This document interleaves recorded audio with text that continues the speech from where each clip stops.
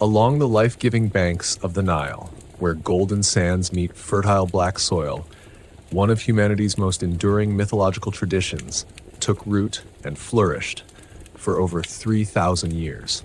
Egyptian mythology stands as a monumental achievement of human imagination, a complex tapestry of divine beings, cosmic battles, and profound wisdom that continues to captivate us millennia after the last hieroglyphs were carved. Unlike many ancient belief systems that have faded into obscurity, Egyptian mythology maintains a powerful presence in our collective consciousness. The striking imagery of falcon-headed gods, the mysteries of the pyramids, and the allure of the afterlife journey have permeated literature, film, art, and popular culture across the globe. This enduring fascination is no accident. Egyptian myths speak to fundamental human concerns: creation, order versus chaos, mortality, and the possibility of life beyond death. Egyptian mythology didn't emerge fully formed, but evolved over vast stretches of time, beginning around 30,100 BCE with the unification of Upper and Lower Egypt under the first pharaoh. This mythology continued developing through the Old Kingdom, Middle Kingdom, New Kingdom, and beyond, even absorbing elements of Greek and Roman thought during the later Ptolemaic period. The geography of Egypt profoundly shaped its mythology. The predictable annual flooding of the Nile, which brought fertile silt to an otherwise harsh desert landscape, inspired the Egyptians' emphasis on cycles, renewal, and the restoration of order. This natural phenomenon became mirrored in mythic cycles like the daily journey of the sun god Ra and the death and resurrection of Osiris. Egyptian mythology was not preserved in a single canonical text like the Bible or the Iliad. Instead, it exists in fragmentary form across thousands of inscriptions, papyri, tomb paintings, temple reliefs, and funerary objects. The pyramid texts from the Old Kingdom, coffin texts from the Middle Kingdom, and the Book of the Dead from the New Kingdom provide our most comprehensive sources, though even these primarily focus on afterlife beliefs rather than offering complete mythological narratives. Archaeological evidence reveals that Egyptian myths weren't static, but underwent significant transformations over time. Gods merged, split, or changed attributes. Creation stories varied by region, and foreign deities were periodically absorbed into the pantheon. What remained constant was the Egyptians' commitment to maintaining Ma'at, the fundamental concept of truth, balance, and cosmic order. For ancient Egyptians, mythology wasn't an abstract collection of stories, but a living reality that permeated every aspect of existence. The pharaoh wasn't merely a political ruler, but the living embodiment of Horus, maintaining cosmic order through ritual actions. Temples weren't just buildings, but horizon houses where heaven met earth, requiring precise daily rituals to sustain the gods, who in turn sustained creation itself. Ordinary citizens engage with mythology through public festivals, celebrating events like the annual flooding of the Nile, associated with the tears of Isis, or the return of the goddess Hathor from Nubia, marking the beginning of the inundation season. Household shrines honored deities like Bez and Taweret, who protected families from dangers ranging from venomous creatures to complications in childbirth. Even medicine and magic were inseparable from mythology. Healing practices often involved recitations identifying the patient with Horus and the healer with Thoth or Isis, drawing on divine precedent to overcome illness, which was frequently attributed to malevolent supernatural forces. Amulets shaped like the Eye of Horus protected against misfortune, while scarab beetles symbolized the sun god's regenerative power. Egyptian mythology provided explanations for natural phenomena, justified social hierarchies, offered comfort regarding mortality, and established behavioral standards through stories of divine judgment. Yet, it would be a mistake to view these myths as mere primitive attempts to explain the unexplainable. The sophisticated Egyptian priesthood was capable of abstract theological thinking, often presenting the same divine powers through multiple symbolic forms and narratives that operated on several levels of meaning simultaneously. As we embark on this exploration of Egyptian mythology, we'll encounter a world both alien and surprisingly familiar. We'll meet gods with animal heads who nonetheless experience recognizably human emotions. We'll witness creation myths that anticipate scientific concepts by thousands of years. We'll explore a vision of the afterlife so compelling that it influenced subsequent religious traditions. The ancient Egyptians created one of history's longest-lasting civilizations, a culture that maintained remarkable continuity while adapting to changing circumstances. Their mythology similarly balanced conservatism with innovation, preserving core concepts while responding to political, social, and intellectual developments across 3 millennia. Though the last temple to the Egyptian gods closed nearly 1,700 years ago, and the ability to read hieroglyphs was lost until the Rosetta Stone's decipherment in the 19th century, Egyptian mythology never truly died. It lives on, not just in museum exhibitions and scholarly works, but in our ongoing fascination with its profound symbolism and eternal themes. As we journey through this mythological landscape, we'll discover why these ancient stories continue to resonate in our modern world, offering insights into both the Egyptian mind and our shared human condition. In the beginning, before there were gods or humans, before the earth and sky existed, there was only none. The dark, formless, infinite ocean of primordial chaos. From these primordial waters, all creation would emerge, though how this happened varied according to where in Egypt one asked the question. The ancient Egyptians, unlike many other cultures, maintained multiple creation accounts simultaneously, each associated with a powerful cult center, and each emphasizing different aspects of cosmic origins. Rather than competing or contradicting each other, these creation myths were seen as complementary perspectives on a mystery too profound for any single narrative to capture. Most prominent among these creation accounts was the Heliopolitan cosmogony, developed by the priests of Heliopolis, the ancient city of the sun. According to their teachings, the creator deity Atum arose from the chaotic waters of Nun through an act of self-creation. In some versions, the creator emerged upon the primeval mound, the first piece of solid ground to rise from the floodwaters, a powerful image drawn from the annual receding of the Nile's inundation.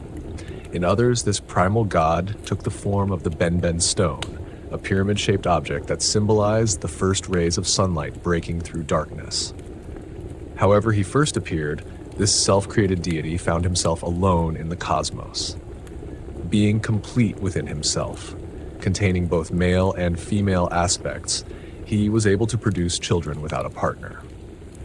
In a particularly vivid version of the myth, the creator took his phallus in his hand and, through an act of divine masturbation, brought forth his first 2 children, Shu, god of air and dryness, and Tefnut, goddess of moisture.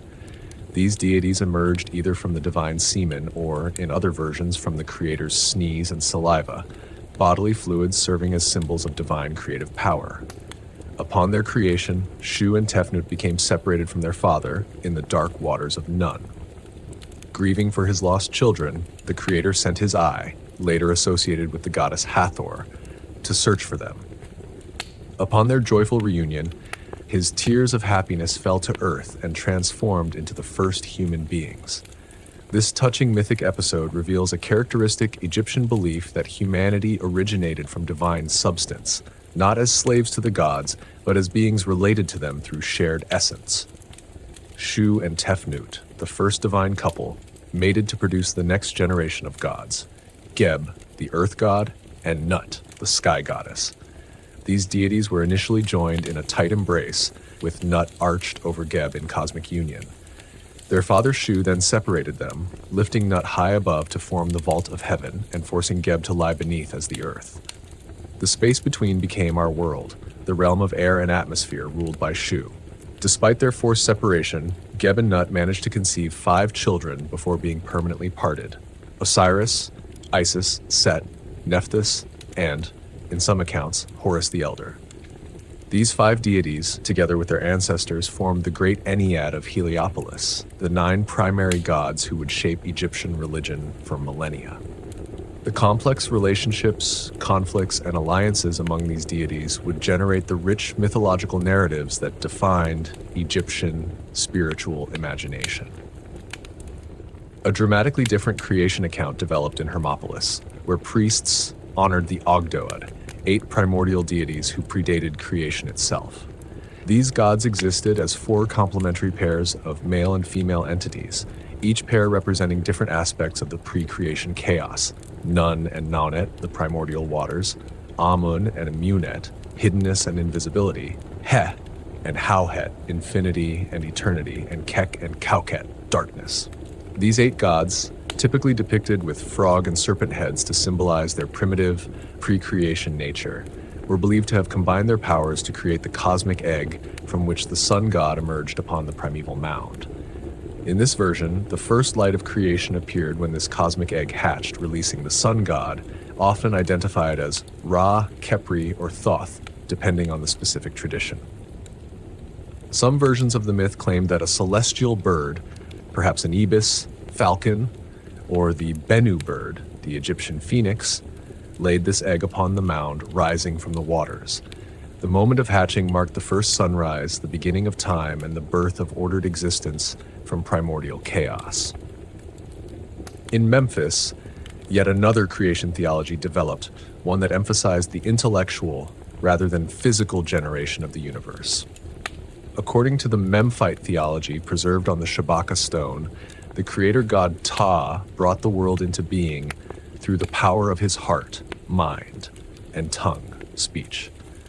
By conceiving the universe in his mind and speaking it into existence, Ptah created not just physical reality, but also abstract concepts, divine principles, and cultural institutions. This sophisticated creation account presented Ptah as the ultimate source, even of the other creator gods like Atum. The Memphite priests claimed that Ptah had conceived the Ennead in his heart and called them into being with his commanding voice. This creation through divine speech strikingly anticipates the logos concept in later Greek and Judeo-Christian thought, suggesting the profound philosophical depth of Egyptian theology at its most abstract. While these 3 major cosmogonies, Heliopolitan, Hermopolitan, and Memphite, dominated Egyptian creation mythology, numerous other local traditions flourished throughout the land. In Elephantine, at Egypt's southern border, the ram-headed creator god Khnum was believed to fashion humans on his potter's wheel from clay taken from the Nile. In Esna, the goddess Neith was credited with weaving creation into existence as a divine craftswoman. In Thebes during the New Kingdom, Amun rose to prominence as a creator deity, eventually merging with Ra to become Amun-Ra, king of the gods.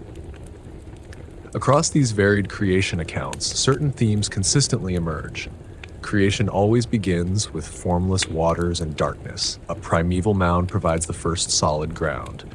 The creator deity is typically self-generated, arising from nothingness through their own power. And creation itself is not a single act, but an ongoing process that must be continually maintained against the forces of chaos that threaten to reclaim the ordered cosmos. Most tellingly, Egyptian creation myths never include a notion of creation ex nihilo, from nothing. Instead, the creator gods organize, separate, and transform pre-existing chaotic elements into ordered reality. Creation is not making something from nothing, but imposing meaningful structure upon formlessness. This concept reflects the Egyptian experience of their own environment, where agriculture depended on channeling and controlling the Nile's floodwaters to create fertile fields from muddy inundation. The multiplicity of Egyptian creation myths might seem confusing to modern minds, accustomed to seeking single, definitive explanations. Yet this theological flexibility allowed Egyptian religion to evolve over 3 millennia while maintaining its essential character. Different creator gods could be syncretized, their stories harmonized, and their symbolic meanings layered without requiring the rejection of previous traditions.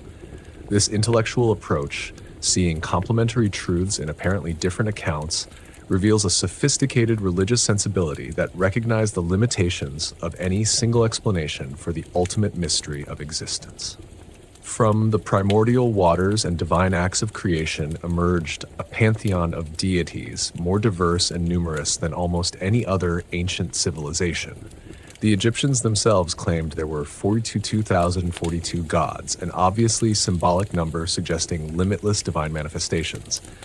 These weren't simply personifications of natural forces, but complex personalities with intricate relationships, shifting attributes, and multifaceted roles that evolved over millennia of Egyptian history. At the center of this divine assembly stood Ra, the sun god, whose daily journey across the sky in his solar bark represented the most visible and vital cosmic pattern. Depicted with a falcon's head crowned by the solar disk, Ra embodied light, warmth, and life-giving energy. As creator and king of the gods, Ra ruled from his celestial throne, maintaining Ma'at, the fundamental order of the universe.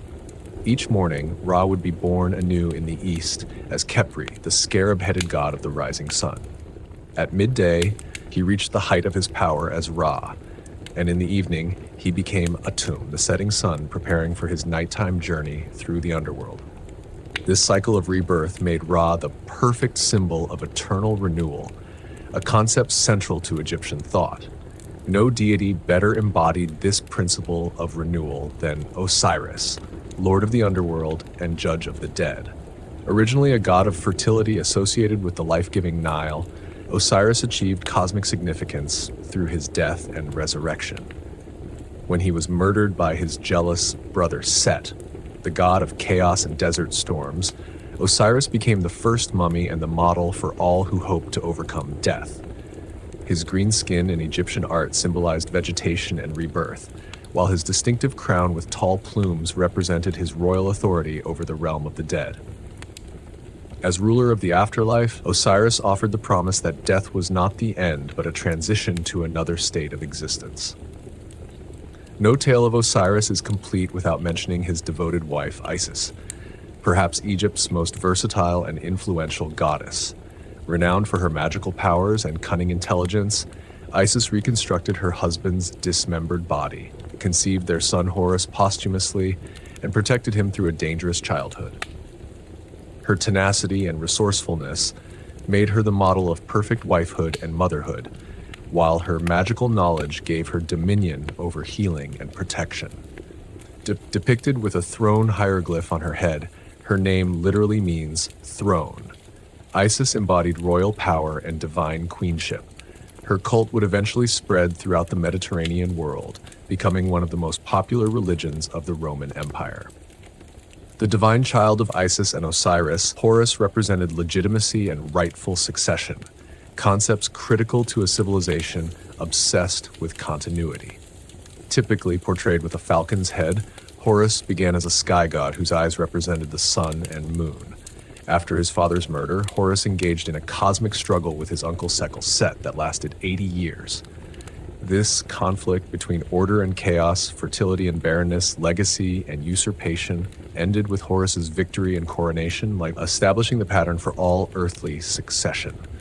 Every living pharaoh was considered the embodiment of Horus, while each deceased king became one with Osiris, creating an eternal cycle of royal regeneration. Set, often misunderstood as a simple villain, played a more complex role in Egyptian religion. As god of deserts, storms, disorder, and foreign lands, Set represented necessary but dangerous forces. His murder of Osiris and battle with Horus earned him a fearsome reputation, yet the Egyptians recognized that his chaotic energy was essential to the cosmos. Set protected Ra's solar boat against the serpent of chaos, Apophis, demonstrating that even destructive power could serve higher purposes. During certain periods, particularly when foreign dynasties ruled Egypt, Set received elevated worship. His red hair and distinctive animal head, possibly an aardvark or imaginary beast, became emblems of formidable strength rather than evil. Among the most visually distinctive Egyptian deities was Anubis, the jackal-headed god of mummification and protector of tombs.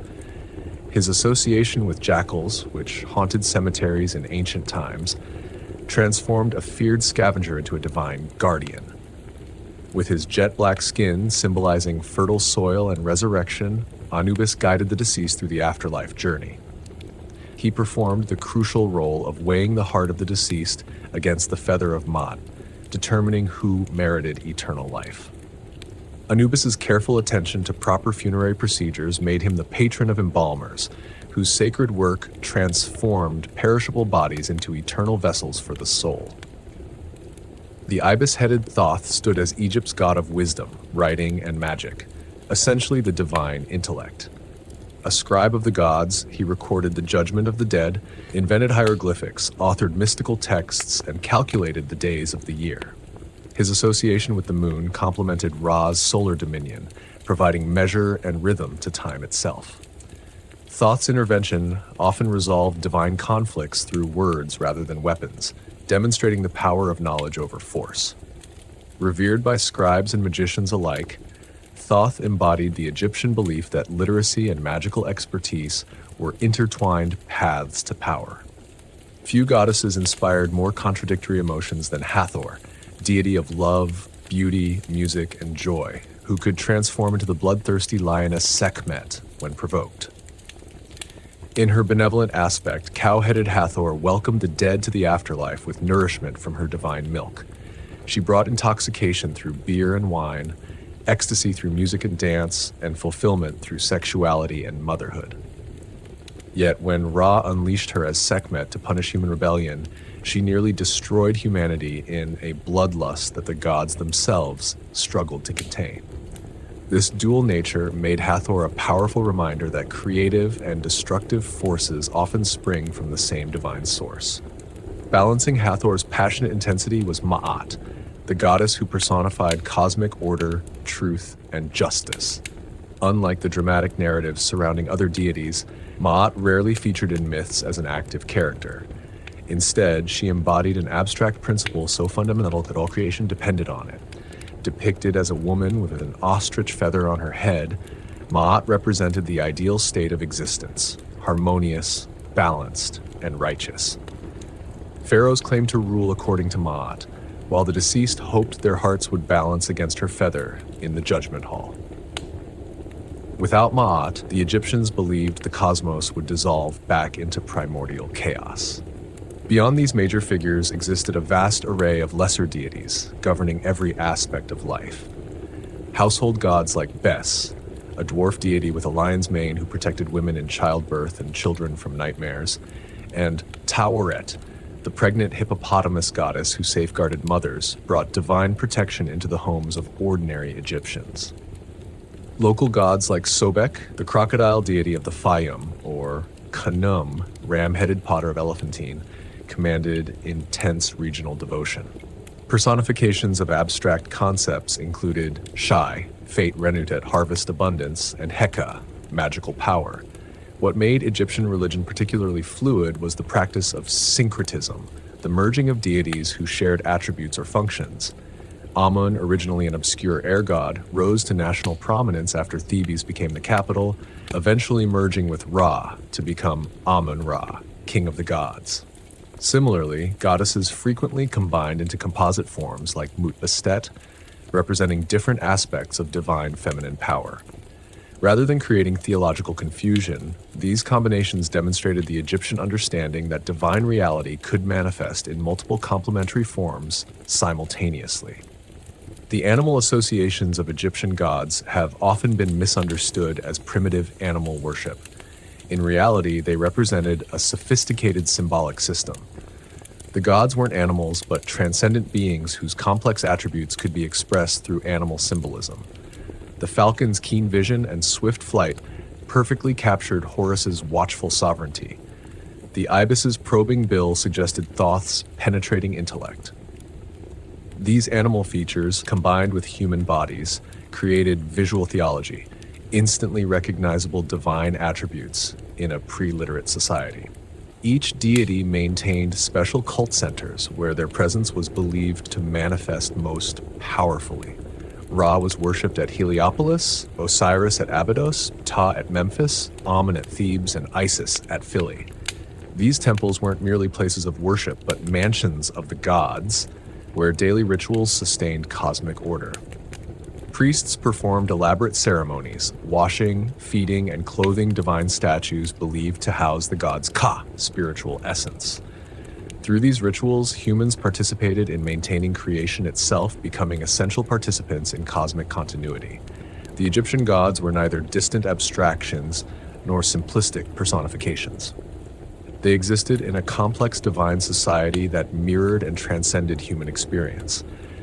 Through myth, ritual, art, and architecture, the Egyptians developed relationships with these divine powers, seeing in them both the patterns of natural forces and models for human potential. These gods, sometimes majestic, sometimes approachable, always multifaceted, provided a framework for understanding existence that sustained Egyptian civilization for 3,000 years.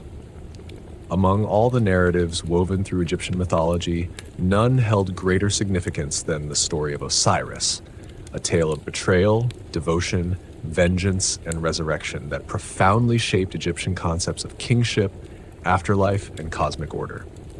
Unlike many Egyptian myths known only through fragmentary references, the Osiris cycle has come down to us in relatively complete form, primarily through Plutarch's account in his work on Isis and Osiris, supplemented by numerous Egyptian textual and artistic sources spanning 3 millennia. The saga begins in Egypt's primordial past when gods still walked the earth as rulers. Osiris, son of Geb, earth, and Nut, sky, became Egypt's first king, inheriting the throne from his divine ancestors. Far from being a distant sovereign, Osiris proved himself a cultural hero who transformed Egyptian society. He taught humans the arts of agriculture, established religious practices, gave them laws, and introduced the cultivation of grain and grape. Under his benevolent guidance, Egypt flourished in a golden age without hunger, warfare, or injustice, a time when Ma'at reigned supreme. By his side ruled Isis, his sister wife, whose wisdom and magical powers complemented Osiris's gentle strength.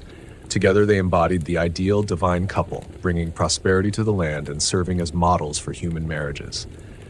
Their harmonious reign, however, awakened the jealousy of their brother Set, whose complex motivations blended personal ambition, resentment of Osiris's popularity, and desire for Isis. Some later interpretations suggested a cosmic dimension to this rivalry. Set, as Lord of the Desert, naturally opposed Osiris, who represented the fertile Nile and its life-giving annual flood. Set's murderous plot unfolded at a lavish banquet to which he invited Osiris and 72 conspirators. During the festivities, Set presented an exquisitely crafted chest, announcing that he would gift it to whomever it fit perfectly. One by one, the guests tried the chest without success. When Osiris's turn came, he lay down inside, not realizing the chest had been precisely measured to his body. The moment Osiris reclined inside, Set and his co-conspirators slammed the lid shut, sealed it with molten lead, and cast it into the Nile. Thus died Osiris, victim of history's first recorded fratricide, a death that would transform him from an earthly king to the lord of the afterlife. Upon learning of her husband's murder, Isis was consumed by grief, yet determined to recover his body and provide proper funerary rites, essential for afterlife existence. Cutting off a lock of her hair, donning mourning garments, and shape-shifting into a bird of prey, Isis began a relentless search that would take her throughout Egypt and beyond. Her lamentations were so powerful that they moved even the sun god Ra to send divine assistance in the form of Anubis, who helped guide her quest. Isis eventually traced the chest to Byblos, a Phoenician coastal city where the waters had carried it. There, the chest had lodged in a tamarisk tree, which grew around it so rapidly that the king of Byblos had the tree cut down and fashioned into a pillar for his palace, unwittingly enshrining Osiris within his royal residence. Through her divine intuition and diplomatic skill, Isis secured permission to remove the chest and return it to Egypt. But the story was far from over. When Set discovered that Isis had recovered Osiris's body, he was infuriated. Seizing the corpse, he tore it into 14 pieces, which he scattered throughout Egypt, believing this dismemberment would prevent any resurrection. This act symbolically mirrored the 14 days during which the moon wanes from full to new, one of many astronomical dimensions to the myth. Undeterred, Isis once again set forth, this time joined by her sister Nephthys to recover the scattered parts of her husband.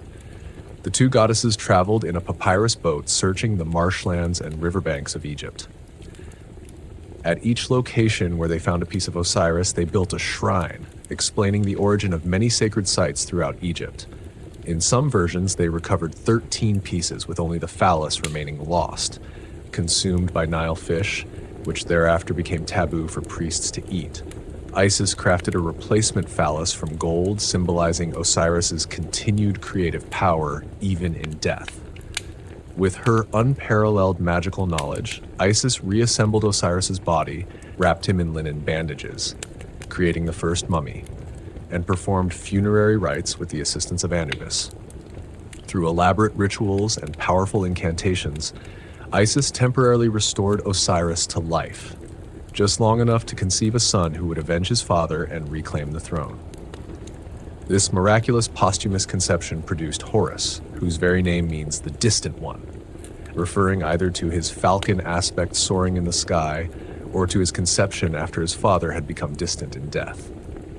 Knowing that Set would attempt to kill this legitimate heir, Isis fled to the marshes of the Nile Delta, where she hid in the dense papyrus thickets of Chemis. There, amid crocodile-infested waters and malarial swamps, she raised her son in secret, protecting him from Set's constant searches. The perils of his childhood were many. Scorpion stings, serpent bites, and diseases all threatened the divine child, giving rise to a rich collection of magical texts aimed at healing children by identifying them with the young Horus. In each instance of danger, Isis used her magical prowess to save her son, sometimes with the assistance of other deities like Thoth, who provided healing wisdom. As Horus grew to manhood, he prepared himself for the inevitable confrontation with Set, training in combat and divine magic. When he reached maturity, Horus emerged from hiding to claim his hereditary throne. What followed was not a simple battle, but a prolonged legal and physical struggle that the Egyptians called the contentions of Horus and Set, documented in texts like the Chester Beatty Papyrus and depicted on temple walls throughout Egypt. This epic conflict, lasting 80 years in some accounts, encompassed both physical combat and legal proceedings before a divine tribunal. The gods themselves became divided, with some supporting Horus's legitimate claim and others favoring Set's argument that he deserved the throne by right of strength and experience. Ra often wavered, sometimes favoring his elder descendant Set, while deities like Thoth and Isis advocated persistently for Horus. The struggle featured multiple episodes of deception, violence, and even sexual conflict. In one particularly shocking incident, Set attempted to dominate Horus sexually, but Horus managed to catch Set's semen in his hand, which Isis then cast into the marshes. In retaliation, Isis helped Horus collect his own semen and placed it on lettuce leaves that Set unknowingly consumed, a humiliation that, when discovered, severely weakened Set's claim to dominance. Another famous episode involved literal combat, during which Set tore out Horus's left eye, while Horus removed Set's testicles. Thoth magically restored Horus's eye, which became the famous Wedjat eye, a powerful symbol of healing and protection in Egyptian culture. Horus then offered this restored eye to his deceased father Osiris, an act of filial piety that temporarily reinvigorated Osiris in the underworld and became the mythological precedent for offering rituals. Eventually, the divine tribunal, persuaded partly by an eloquent letter from the deceased Osiris, ruled in favor of Horus. In the definitive judgment, Horus received the throne of Egypt, while Set was either banished to the desert or, in some versions, reconciled and given dominion over foreign lands in the desert regions. This resolution established the fundamental pattern for Egyptian kingship. Each living pharaoh was considered the incarnation of Horus, while each deceased king became identified with Osiris. Meanwhile, Osiris assumed his eternal role as ruler of the Duat, underworld, and judge of the dead. Having experienced death himself, he became the perfect arbiter for departed souls. His own resurrection, though different from living restoration, as he remained in the underworld rather than returning to earthly life, provided the model for all Egyptians who hoped for eternal existence through proper mummification, funerary rituals that paralleled those performed for Osiris, and moral living according to Maat. Egyptians believed they could become an Osiris after death. The Osiris myth's influence extended far beyond theological spheres into Egyptian daily life. Annual festivals reenacted elements of the story, particularly at Abydos, where Osiris's head was said to be buried. Agricultural cycles were interpreted through the myth's lens. The growing grain, representing Osiris's resurrection, the life-giving Nile flood identified with the tears of Isis. Funerary practices for everyone from pharaohs to commoners followed patterns established in the myth, while amulets shaped like the Djed pillar, Osiris's backbone, provided magical protection based on the god's resurrection power. What makes the Osiris myth particularly significant is its comprehensive address of universal human concerns. It explains natural phenomena, the Nile flood, agricultural cycles, celestial movements, establishes social institutions, kingship, succession, justice, confronts existential fears, death, dismemberment, oblivion, and offers hope, resurrection, eternal life, and divine justice. Through this single narrative cycle, Egyptians found a framework for understanding both cosmic patterns and personal destiny, bridging the gap between nature's impersonal forces and humanity's quest for meaning. The story's emotional resonance remains powerful even today. The murdered innocent, the grieving widow, the orphaned son seeking justice, the triumph of legitimacy over brute force, and above all, the promise that death itself can be overcome through proper action and divine assistance. While ancient Egyptian civilization has passed into history, the Osiris myth continues to echo through world culture, a testament to its profound engagement with the deepest human hopes and fears.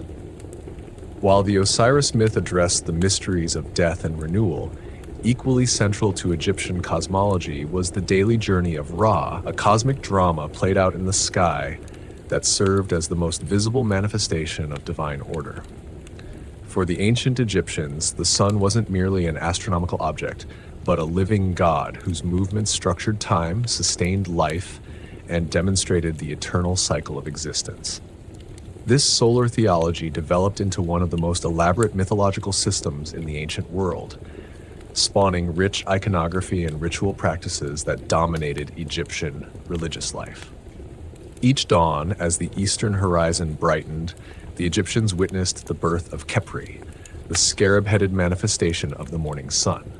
Like the sacred dung beetle that rolls balls of manure containing its eggs, Khepri was seen to roll the solar disk across the sky, embodying the principle of spontaneous creation and emergence. His name, derived from the Egyptian verb kheper, meaning to come into being, was a perfect description of the sun's daily rebirth. For the Egyptians, each sunrise represented a microcosm of the original creation, a triumph of order over darkness and chaos.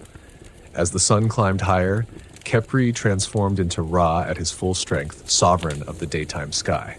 From his solar bark called the Manjet, boat of millions of years, Ra surveyed his creation, providing warmth, light, and the conditions necessary for all life. This celestial journey wasn't made alone. Ra was accompanied by a divine entourage, including Sia, divine perception, Hu, divine utterance, Heka, magical power, and sometimes Thoth as navigator. Together, they represented the qualities through which divine will manifested in the cosmos. The sun's journey across the sky paralleled the life cycle, powerful ascent in youth, majestic zenith in maturity, and gradual descent in old age. By afternoon, Ra began aging, eventually becoming Adam, the setting sun who descended toward the western horizon. As Ra Adam, he appeared as an elderly man, still regal but diminished in strength, representing the natural progression toward death, even for the greatest beings. This daily visual reminder of mortality reinforced the Egyptians' preoccupation with life cycles and regeneration. But for the Egyptians, sunset did not mean the sun god's death. Rather, it marked the beginning of his most perilous and significant journey. As darkness fell, Ra boarded a second boat, the Mesektet, evening bark, to navigate the dangerous underworld known as the Duat. This nighttime voyage, elaborately detailed in funerary texts like the Amduat, that which is in the underworld, and the Book of Gates, represented both the sun's invisible path beneath the earth and the human soul's journey after death. The Duat was divided into 12 regions, corresponding to the 12 hours of the night, each containing unique challenges, inhabitants, and topography. As Ra progressed through these hours, he encountered both allies and enemies. Friendly deities pulled his boat with ropes, deceased souls who had achieved vindication basked in his rejuvenating light, and protective spirits stood guard against chaotic forces. The fortunate dead could join Ra's entourage, literally boarding the solar bark to share in his eternal cycle of renewal, the ultimate afterlife aspiration for many Egyptians. The most dramatic moment in this nocturnal journey occurred in the deepest hour of night when Ra confronted Apophis, also called Apep, an enormous serpent embodying chaos and non-existence. Unlike the gods who represented aspects of creation, Apophis was anti-creation itself, the force that threatened to dissolve all existence back into primordial chaos. Each night, Apophis attempted to halt Ra's journey by drinking the waters in which the solar bark sailed, or by coiling around Ra to suffocate his divine light. This cosmic battle represented existence's fundamental struggle against entropy and dissolution. To overcome Apophis, Ra relied on his divine companions, particularly Set, whose chaotic but powerful nature made him the perfect adversary for the Chaos Serpent. With spears and knives, the gods in Ra's entourage would battle Apophis, cutting him into pieces. Yet, like chaos itself, Apophis could never be permanently destroyed. He regenerated each night, emphasizing the eternal vigilance required to maintain cosmic order. After this climactic confrontation, Ra began his revitalization in the later hours of night. He merged with Osiris, temporarily uniting solar and chthonic regenerative powers. This mystical union allowed Ra to absorb the rejuvenating energies of the underworld while simultaneously bringing vital light to the deceased who dwelt there. The meeting of these two great gods, one representing celestial cycles, the other terrestrial renewal, created a perfect symbol of Egyptian religious syncretism and the interconnectedness of all regenerative processes. By the 12th hour, Ra completed his transformation back into Khepri, ready to be reborn. Depicted as an elderly man in the evening, a ram-headed god at midnight, and a scarab beetle toward dawn, Ra's changing forms throughout the night visually emphasize the transformative nature of his journey. As he approached the eastern horizon, the sun god was typically shown as an infant within a solar disk, ready to be reborn into the daytime sky. This rebirth was sometimes depicted as emerging from the body of Nut, the sky goddess, who had swallowed the sun at dusk and given birth to it again at dawn. The solar cycle fundamentally shaped Egyptian concepts of time. Unlike linear time with its unrepeatable moments, the sun's daily journey demonstrated cyclical time, eternal repetition with the possibility of renewal. This cosmic pattern provided comfort in a world where human life was often short and precarious. If even the great sun god had to descend into darkness yet always return, perhaps human souls too could navigate the perils of death and achieve rebirth. Egyptian temples incorporated this solar symbolism into their very architecture. Many temples were aligned on an east-west axis, allowing the rising sun to illuminate their innermost sanctuaries on significant dates. The daily temple rituals mirrored the sun's journey. Doors opened at dawn, offerings peaked at midday, and evening ceremonies prepared for the sun's nighttime voyage.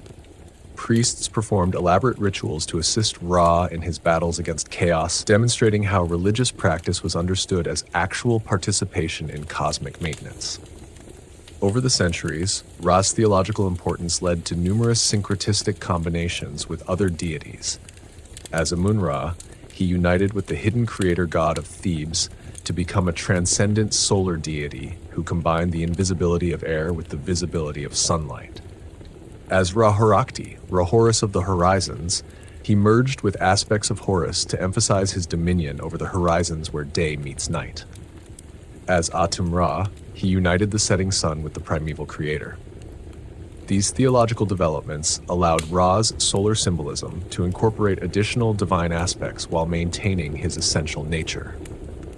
Perhaps most significant for ordinary Egyptians was how the solar cycle provided a visible daily reminder of divine presence and the reliability of cosmic order.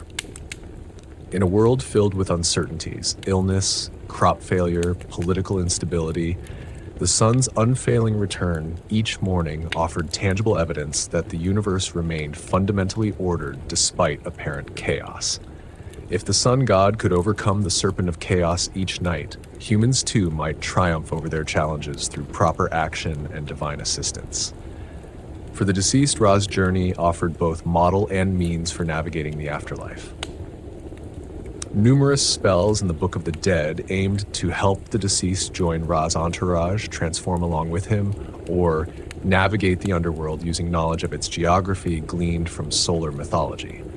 The goal wasn't merely to observe Ra's eternal cycle, but participate in it, becoming one with the perpetual renewal that defined Egyptian concepts of the blessed afterlife. The sun's daily victory over darkness provided Egyptians with their most powerful symbol of the triumph of order over chaos, life over death, and existence over nothingness. In a world where pharaohs died, civilizations rose and fell, and individual lives passed like shadows, the sun's unfailing return offered a cosmic constant, a divine promise that, though all things must descend into darkness, rebirth remains eternally possible for those who properly prepare and align themselves with the perpetual rhythms of creation. Underlying all Egyptian mythology and religious practice was a concept so fundamental that without it, the Egyptians believed the universe itself would cease to function. This was the principle of cosmic order, a term that simultaneously denoted truth, justice, harmony, balance, order, and righteousness. More than just an abstract philosophical principle, this concept represented the essential cosmic order established at creation, the moral foundation of Egyptian society, and was personified as a goddess who embodied these qualities. No element of Egyptian thought can be fully understood without grasping this central concept that united their cosmology, ethics, politics, and afterlife beliefs into a coherent worldview. When the Creator God first established the universe from primordial chaos, his primary achievement was the establishment of proper order, the way the cosmos was meant to function. The separation of earth from sky, the predictable movement of celestial bodies, the annual flooding of the Nile, the succession of seasons, all these ordered patterns represented this cosmic principle in action. The universe functioned through balanced opposites: day and night, life and death, growth and decay. Rather than seeing these as conflicting forces, Egyptians recognized them as complementary aspects of a harmonious whole. This fundamental truth governed these relationships, maintaining the delicate balance that sustained creation. As a goddess, this concept appeared as a woman wearing an ostrich feather on her head, often depicted with wings representing her all-encompassing nature. Unlike deities who featured prominently in dramatic myths, she rarely appeared as an active character in Egyptian stories. Her power lay not in specific miraculous acts, but in her omnipresent influence as the foundation of existence itself. In some creation accounts, she stood beside the Creator from the beginning, not so much a created being as the principle through which creation itself became possible. On a cosmic level, this divine order stood in eternal opposition to Isfet, chaos, falsehood, and disorder. The Egyptians viewed creation not as a completed event, but as an ongoing process requiring constant maintenance against the forces of chaos that perpetually threatened to dissolve the ordered universe back into primordial formlessness. Every sunrise represented a victory for order. Every proper offering and ritual helped sustain cosmic balance. Every just action by humans reinforced the structured universe. Conversely, every lie, every selfish deed, every disruption of harmony strengthened the forces of Isfet and jeopardized creation itself. This cosmic struggle took tangible form in Egyptian royal ideology. The pharaoh served as the primary agent of cosmic truth on earth, responsible for maintaining divine order in the human realm. Upon coronation, the king was presented with a small figure of the goddess, symbolizing his responsibility to uphold her principles. Royal titles frequently included phrases like beloved of truth or who lives by justice. In temple scenes, pharaohs were often depicted offering a small figure of the cosmic order deity to the gods, a profound symbolic act representing the king's fulfillment of his cosmic role by maintaining order, justice, and truth in Egypt. The concept directly shaped Egyptian governance and legal systems. Viziers who served as chief justices wore small images of the truth goddess to signify their commitment to just rulings. Court officials were referred to as priests of truth, while judges wore emblems of the goddess during legal proceedings. The ideal of impartial justice was directly connected to maintaining cosmic harmony.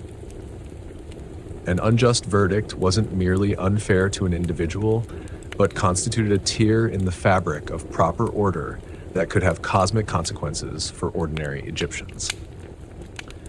Living in accordance with divine order meant maintaining harmonious relationships, speaking truthfully, showing proper respect to gods and ancestors, fulfilling family obligations, and performing one's societal role with integrity.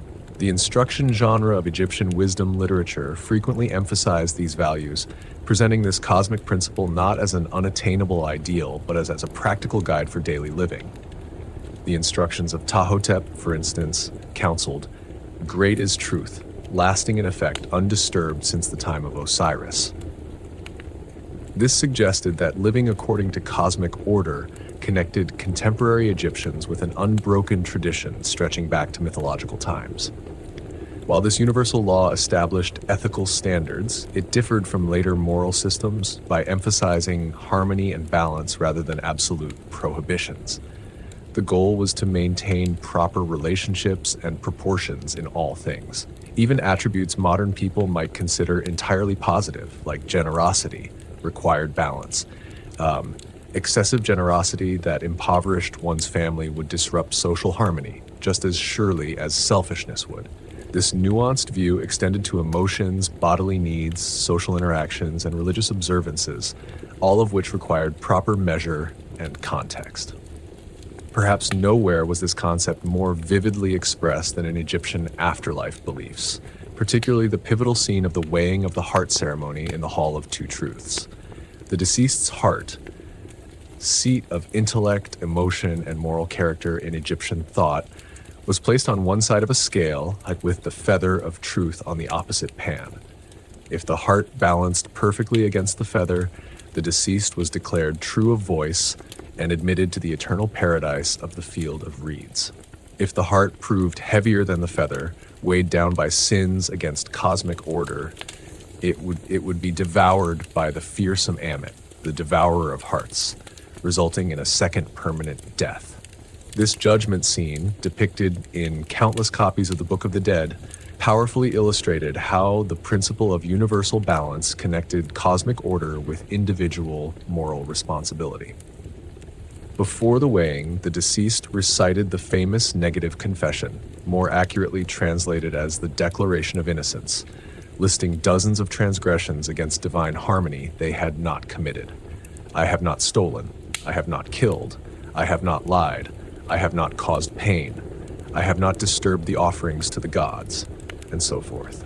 This comprehensive list demonstrated how righteous living governed every aspect of behavior, from religious observance to social interactions to personal integrity. The Egyptians understood that no human could perfectly embody divine truth in every moment. They weren't seeking moral perfection so much as a life generally aligned with cosmic order. In the judgment scene, the god Thoth recorded the scale's verdict, while Osiris made the final judgment, often with 42 divine assessors representing different aspects of righteous existence. Anubis might adjust the scales slightly, suggesting a compassionate element in divine judgment that recognized human limitations. What mattered was the overall weight of one's life, whether one had predominantly supported or undermined the cosmic order. For the Egyptians, this afterlife judgment wasn't a distant theological abstraction, but a practical concern that shaped daily decisions. Autobiographical inscriptions in non-royal tombs frequently emphasize the deceased's adherence to truth. I spoke honestly. I acted justly. I gave bread to the hungry, water to the thirsty, clothes to the naked. I was a husband to the widow, a father to the orphan. These weren't mere boasts, but essential spiritual preparations, establishing the deceased's worthiness for eternal life through demonstration of their alignment with cosmic order. The concept of truth and justice evolved over Egypt's long history while maintaining its essential meaning. During the tumultuous First Intermediate Period, when central authority collapsed and social order disintegrated, literature reflected anxiety about the apparent triumph of Isfet, chaos, over righteous harmony. The admonitions of Ra lamented that truth is cast out, Isfet is in the midst of the council chamber, describing a world turned upside down where the poor became rich, the rich became poor, and traditional values appeared meaningless. This text reveals how closely Egyptians associated proper order with social stability and natural hierarchy. When order was restored in the Middle Kingdom, royal propaganda emphasized the pharaoh's role in re-establishing divine harmony after chaos. Later, during the religious innovations of Akhenaten's reign, even this radical pharaoh claimed to live by truth, despite overturning traditional pantheons. In the late period, as Egypt faced foreign domination, the principle of cosmic balance increasingly became connected with nationalist sentiment, maintaining traditional Egyptian values against outside influences. Throughout these changes, the essential concept remained. Cosmic order required constant maintenance through proper action at both royal and individual levels. The power of this unifying principle lay in its multifaceted nature. It simultaneously addressed cosmic concerns, the functioning of the universe, social questions, how people should interact, political matters, the basis of royal authority, ethical issues, personal behavior, and religious beliefs, requirements for the afterlife. By connecting these domains through a single overarching concept, Egyptian civilization achieved a remarkable integration of cosmology and ethics, where personal morality directly participated in maintaining universal order. This holistic worldview helps explain the remarkable stability of Egyptian civilization across 3 millennia, despite invasions, occasional internal collapses, and gradually evolving theology. The cosmic truth concept provided cultural continuity, an ethical and cosmic foundation that remained recognizable from pre-dynastic times through the Roman period. While specific expressions of religion changed, the fundamental understanding that humans participated in maintaining cosmic order through truthful living remained constant. Perhaps most striking to modern sensibilities is how this Egyptian principle unified domains we typically separate: science and religion, ethics and physics, personal morality and cosmic functionality. For Egyptians, the ordered movements of stars, the predictable flooding of the Nile, the succession of seasons, just governance, truthful speech, and ethical treatment of others all express the same fundamental principle.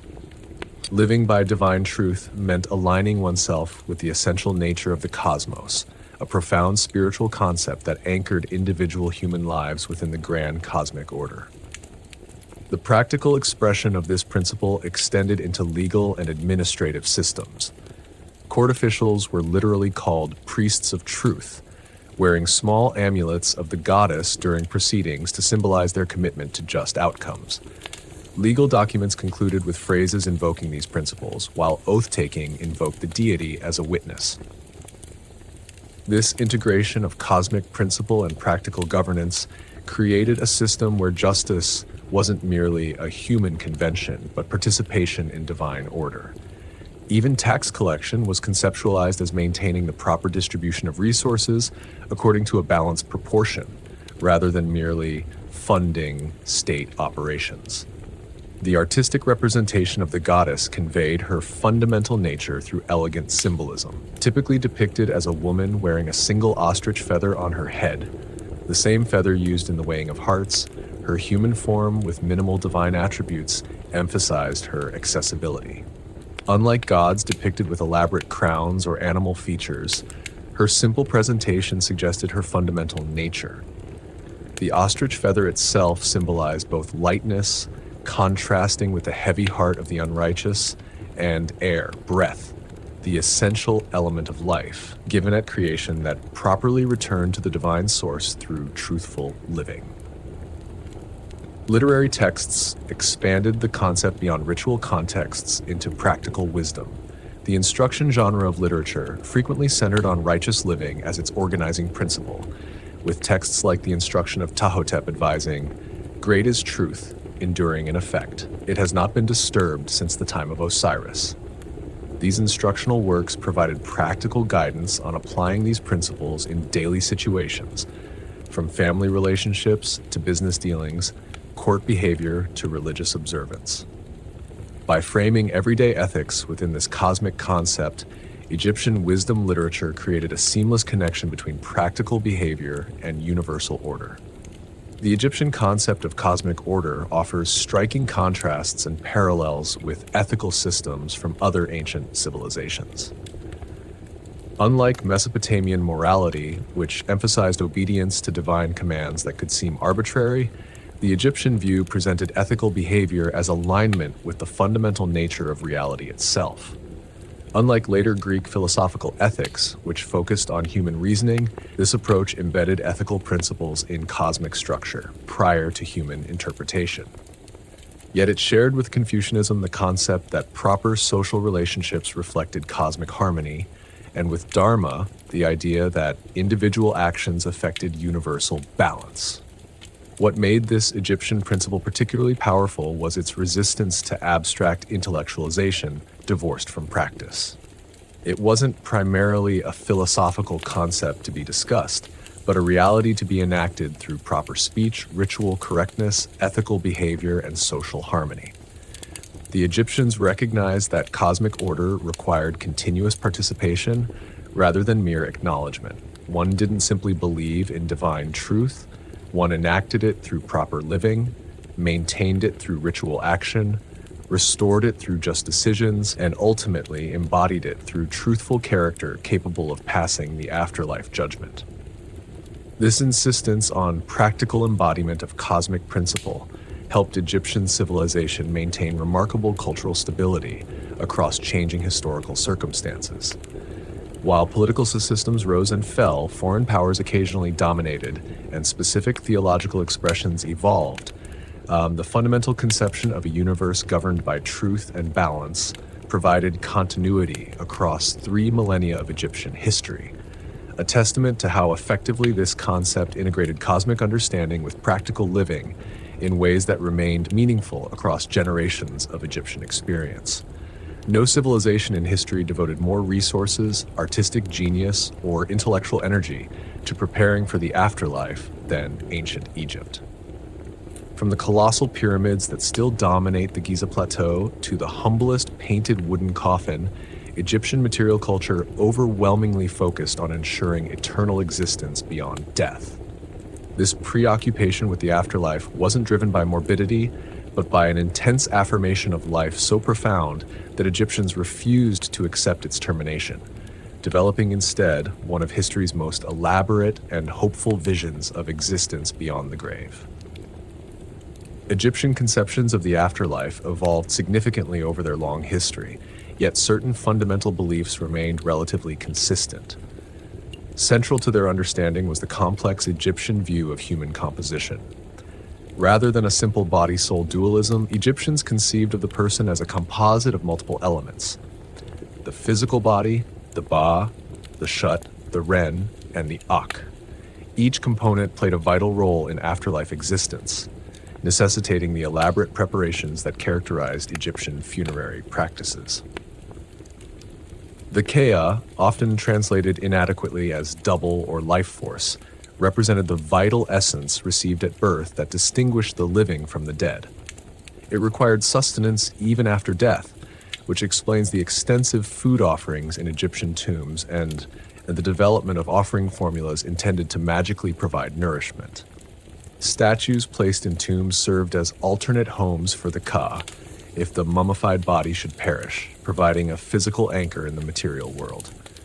The Ba, typically depicted as a human-headed bird, represented the mobile aspect of the personality that could travel between worlds after death.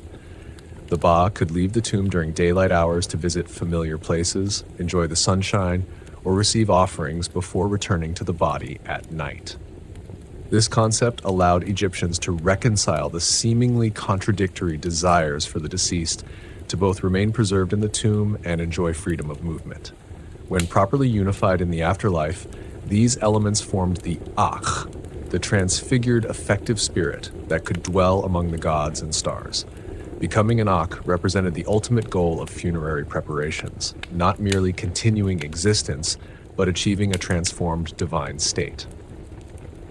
The word Akh, written with the crested ibis hieroglyph, carried connotations of radiance and effectiveness, suggesting the luminous, powerful condition of those who had successfully navigated the transition to eternal life.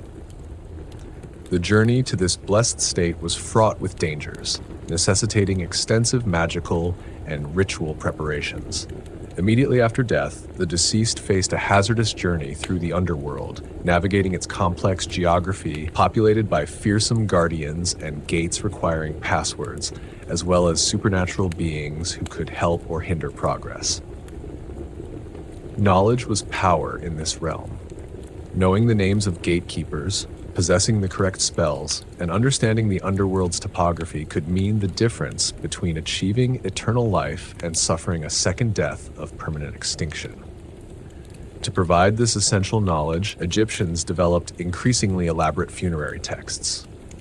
The Pyramid Texts, humanity's oldest known religious writings, covered the interior walls of Old Kingdom royal pyramids with hundreds of spells designed to help the king ascend to the celestial realm. These texts reflected an early conception of the royal afterlife, primarily associated with the stars, particularly the imperishable circumpolar stars that never set below the horizon, symbolizing eternal, unchanging existence. As afterlife hopes democratized, the coffin texts emerged during the Middle Kingdom, adapting royal funerary magic for non-royal use. Inscribed primarily on coffins, these spells helped ordinary Egyptians navigate the underworld and transform into effective spirits.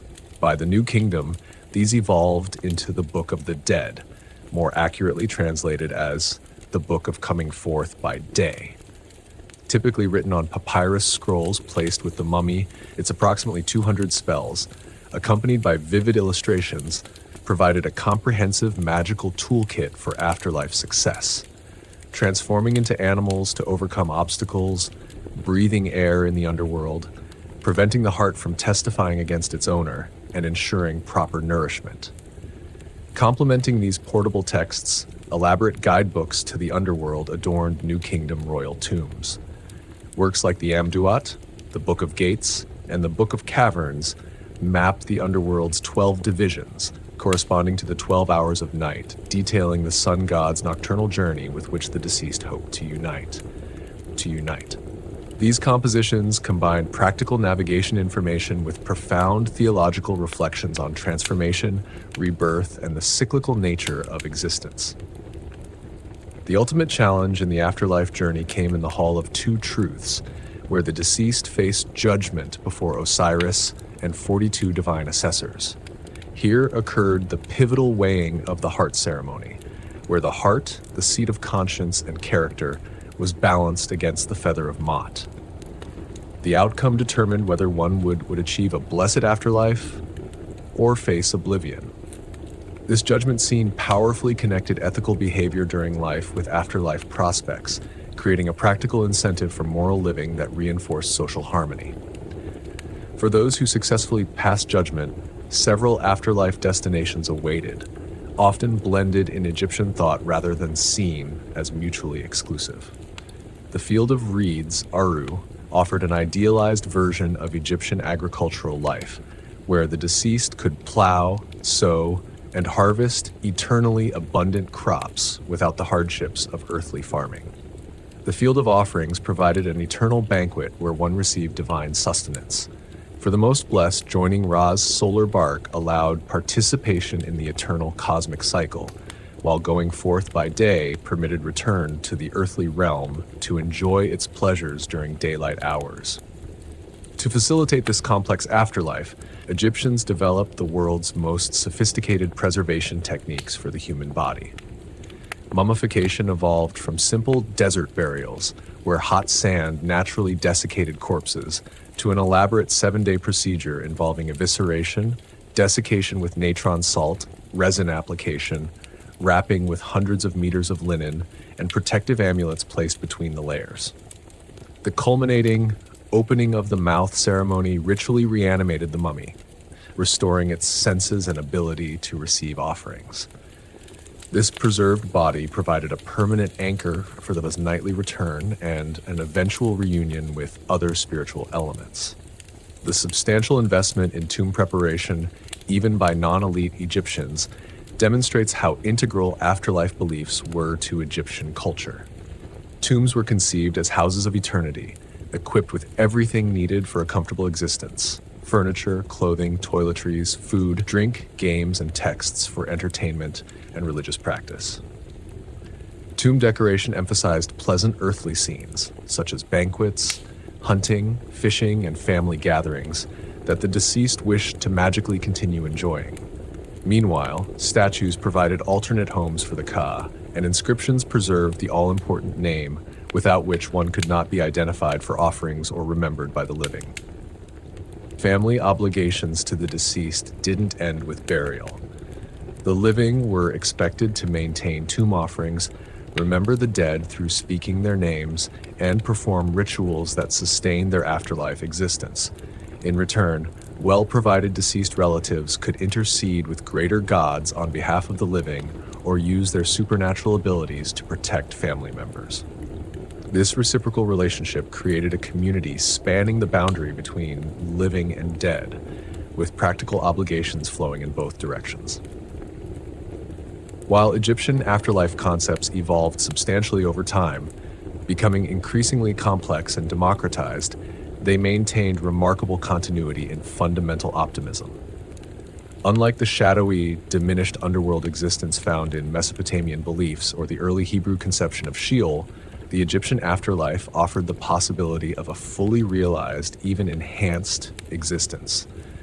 The blessed dead were typically called the living ones, reflecting the Egyptian view that proper preparation allowed genuine life to continue indefinitely beyond the grave. This afterlife vision profoundly shaped Egyptian culture, from architecture and art to ethics and daily practices. The promise of eternal life motivated adherence to Ma'at, as one's heart would literally testify about one's deeds in the divine court. The need to be remembered by the living encouraged contributions to the community and family during life. The desire for a furnished tomb stimulated artistic production and craft specialization, while elite competition for impressive monuments drove architectural innovation. Perhaps most significantly, Egyptian afterlife beliefs provided a framework for confronting mortality that emphasized continuity rather than rupture, preparation rather than fear, and the ultimate triumph of life over death. By conceptualizing death as a transformative passage rather than an end, Egyptians created a cultural response to mortality's universal challenge that allowed them to embrace life's pleasures while acknowledging its temporary nature.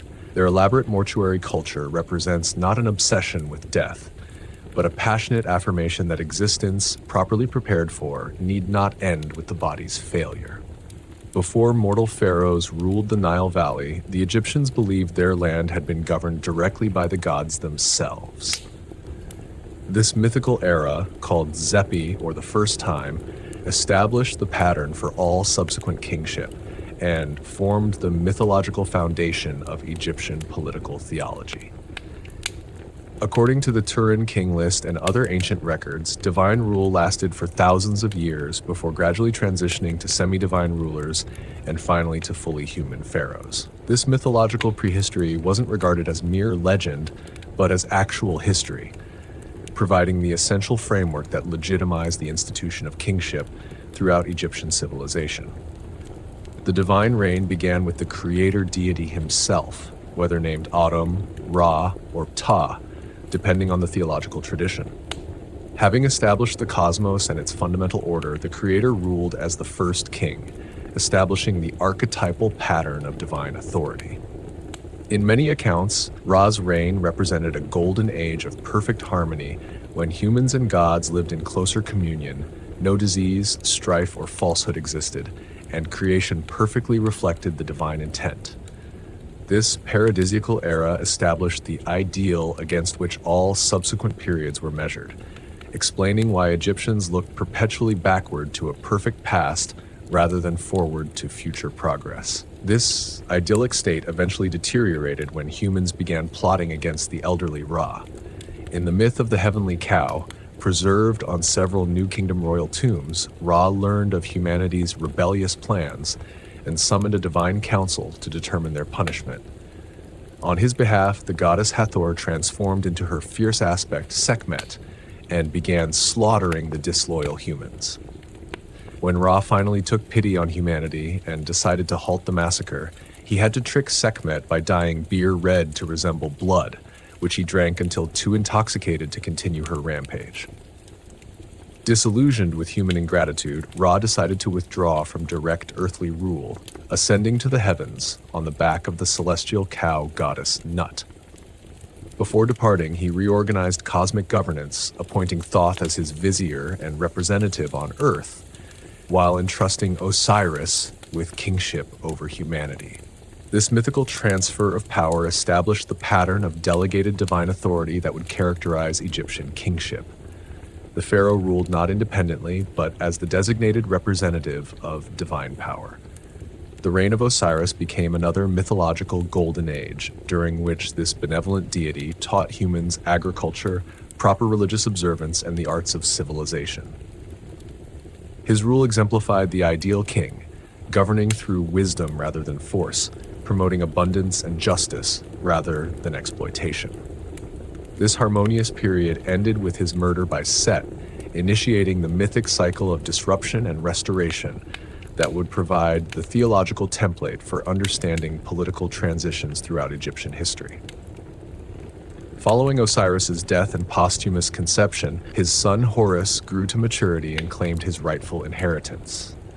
The ensuing struggle between Horus and Set for Egypt's throne provided the mythological precedent for all royal succession and legitimacy claims. When Horus finally prevailed, receiving the crown as his birthright, he established the fundamental pattern that every Egyptian king would follow. The living pharaoh was Horus incarnate, while his deceased predecessor became identified with Osiris. After these fully divine rulers came legendary dynasties of semi-divine beings. The followers of Horus, the Shamsu-Hor, were described as partially divine rulers who governed during the transitional period between direct divine rule and human kingship. Archaeological evidence suggests these might represent actual pre-dynastic rulers whose achievements were later mythologized. Each historical dynasty claimed connection to these semi-divine predecessors, creating an unbroken chain of authority stretching back to the gods themselves. This mythological history wasn't merely cultural background, but formed the theological foundation for the institution of pharaonic rule. Unlike neighboring cultures, where kings might be described as favored by the gods or adopted by deities, Egyptian pharaohs were literally divine, the god Horus physically present on earth in human form. This wasn't metaphorical rhetoric, but a central theological claim that the living king embodied divine presence, making the pharaoh not just a political ruler, but a cosmic necessity whose rituals and proper governance maintained universal order. The divine nature of pharaonic kingship manifested in royal titles, iconography, and rituals from the earliest dynasties. The pharaoh's titles included 5 names, each connecting him to different aspects of divine power. The Horus name, identifying him as the living embodiment of Horus, the Nebti name, associating him with the protective goddesses of Upper and Lower Egypt, the Golden Horus name, emphasizing his divine nature, the Prenamen, throne name, prefixed by King of Upper and Lower Egypt, and the Gomen, birth name, prefixed by Son of Ra. These weren't merely honorifics, but theological statements, positioning the king within the divine hierarchy and cosmic order. Royal regalia similarly expressed the pharaoh's divine status.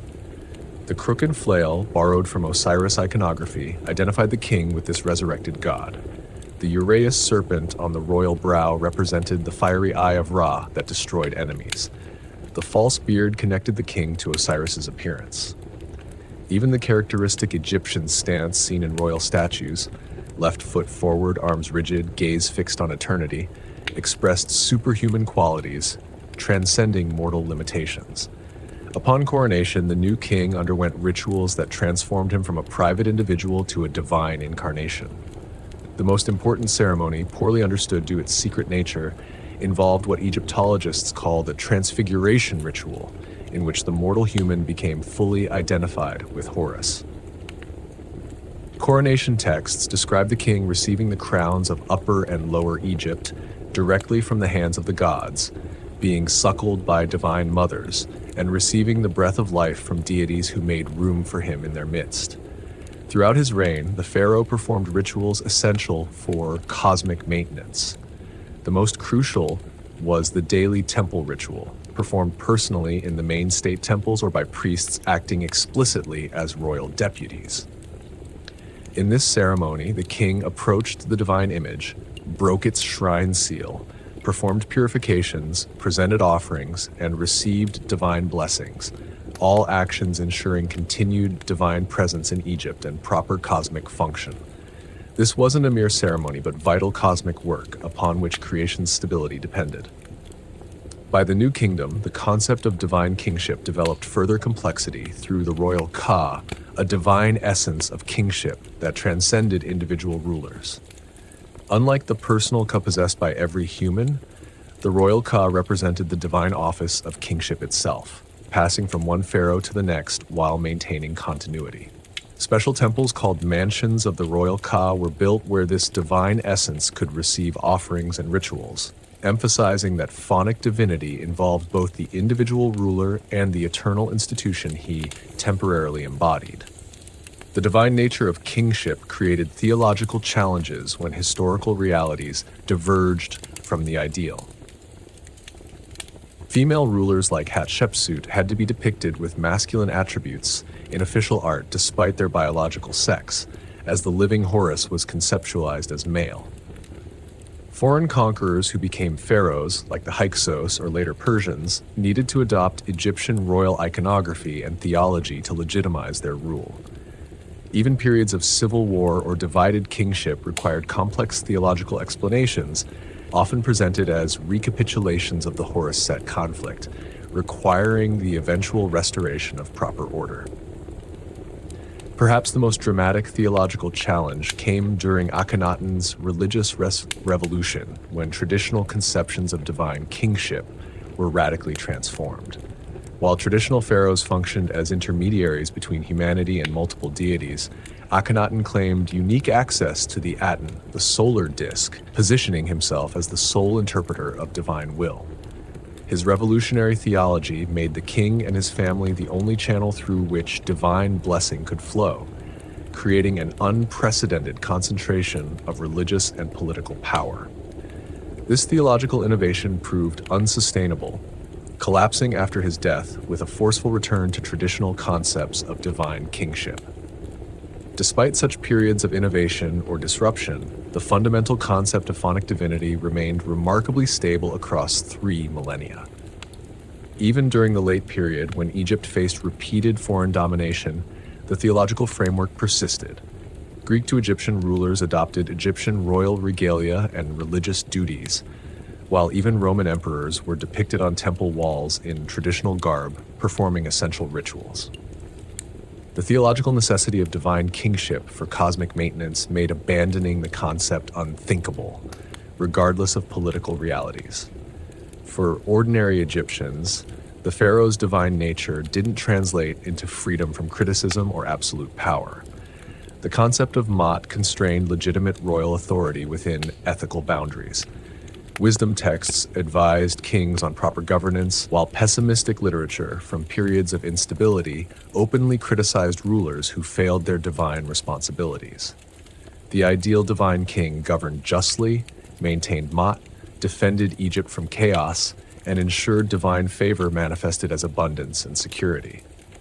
A pharaoh who failed these expectations might still claim divine status, but was understood to be failing his cosmic function.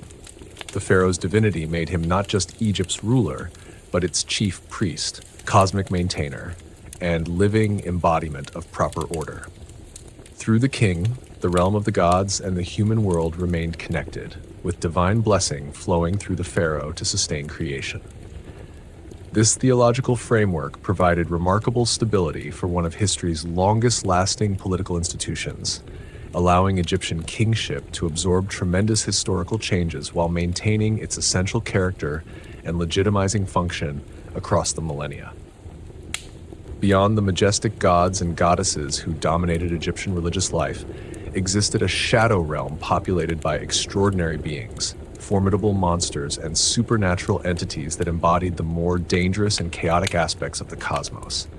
These creatures, some terrifying, others protective, many ambivalent, played crucial roles in Egyptian mythology, representing forces that threatened cosmic order or paradoxically helped maintain it. Unlike the major deities who received temple worship and regular offerings, these supernatural beings operated at the margins of ordered existence in the liminal spaces between categories, embodying the uncanny forces that both frightened and fascinated the ancient Egyptians. Most fearsome among these entities was Apep, also called Apophis, the gigantic serpent who represented absolute chaos and non-existence. Unlike Set, who embodied necessary but dangerous natural forces like storms and desert heat, Apep represented anti-creation itself, the primordial nothingness that threatened to dissolve all existence back into undifferentiated chaos. Described as a serpent of many coils, measuring as long as the underworld itself, Apep attacked Ra's solar boat each night, attempting to swallow the sun and extinguish its life-giving light forever. What made Apep particularly terrifying was his immortality. Unlike the gods who could be killed or dismembered in Egyptian mythology before being restored, Apep could never be permanently destroyed. Each night, the serpent was speared, cut into pieces, burned, or bound, only to regenerate for the next night's confrontation. This eternal antagonist represented entropy itself, the tendency of ordered systems to break down, that required constant vigilance and effort to combat. The Egyptians performed ritual execration against Apep, symbolically destroying his image by stabbing wax effigies, trampling drawings of the serpent, or burning papyri bearing his name. These magical practices were designed to assist Ra in his nightly battle against chaos. While Apep threatened cosmic existence, Ammit, the devourer of hearts, menaced individual immortality. This composite monster, depicted with the head of a crocodile, the front body of a lion, and the back body of a hippopotamus, combined Egypt's most dangerous animals into a single horrifying entity. Ammit crouched beside the scales of judgment in the Hall of Two Truths, eagerly awaiting hearts that failed the weighing against Mot's feather. Consuming these hearts resulted in the second death, not mere physical demise, but complete spiritual annihilation, the most terrifying fate imaginable to Egyptians who had devoted enormous resources to ensuring eternal existence. Interestingly, despite her terrifying function, Ammit was not considered evil or demonic in Egyptian theology. Rather, she performed a necessary cosmic function by eliminating those elements that threatened Mot through their ethical misconduct. She never received worship or offerings, yet temple entombmages depicted her with remarkable consistency across centuries, demonstrating her essential place in Egyptian afterlife beliefs. The threat Ammit posed created powerful motivation for ethical living, translating abstract concerns about cosmic order into visceral fear of personal extinction. Among the more ambivalent supernatural beings were the 7 scorpions who accompanied Isis during her flight with the infant Horus. The magical arachnids served as the goddess's protectors and agents, yet their poisonous nature made them dangerous to innocent bystanders. In one famous episode, the scorpions stung a woman who had refused Isis's hospitality, forcing the compassionate goddess to heal the victim with her magical powers. This story illustrated how even protective supernatural entities could cause collateral damage through their dangerous natures, a reflection of how Egyptians understood natural dangers as sometimes necessary but requiring careful management. The fearsome demon Amut, the Bone Eater, haunted cemeteries and threatened to consume the deceased before they could complete their transformation into blessed spirits. Unlike Ammit, who served cosmic justice, Amut represented the indiscriminate threat of decay and desecration that even the properly prepared dead needed magical protection against. Funeral texts included spells specifically designed to repel this entity, demonstrating how Egyptian afterlife preparations addressed not just the initial judgment, but ongoing spiritual hazards in the afterlife realms. Not all supernatural entities were threatening. The Bennu bird, a self-created being associated with the rising sun and periodic renewal, represented benevolent transformation.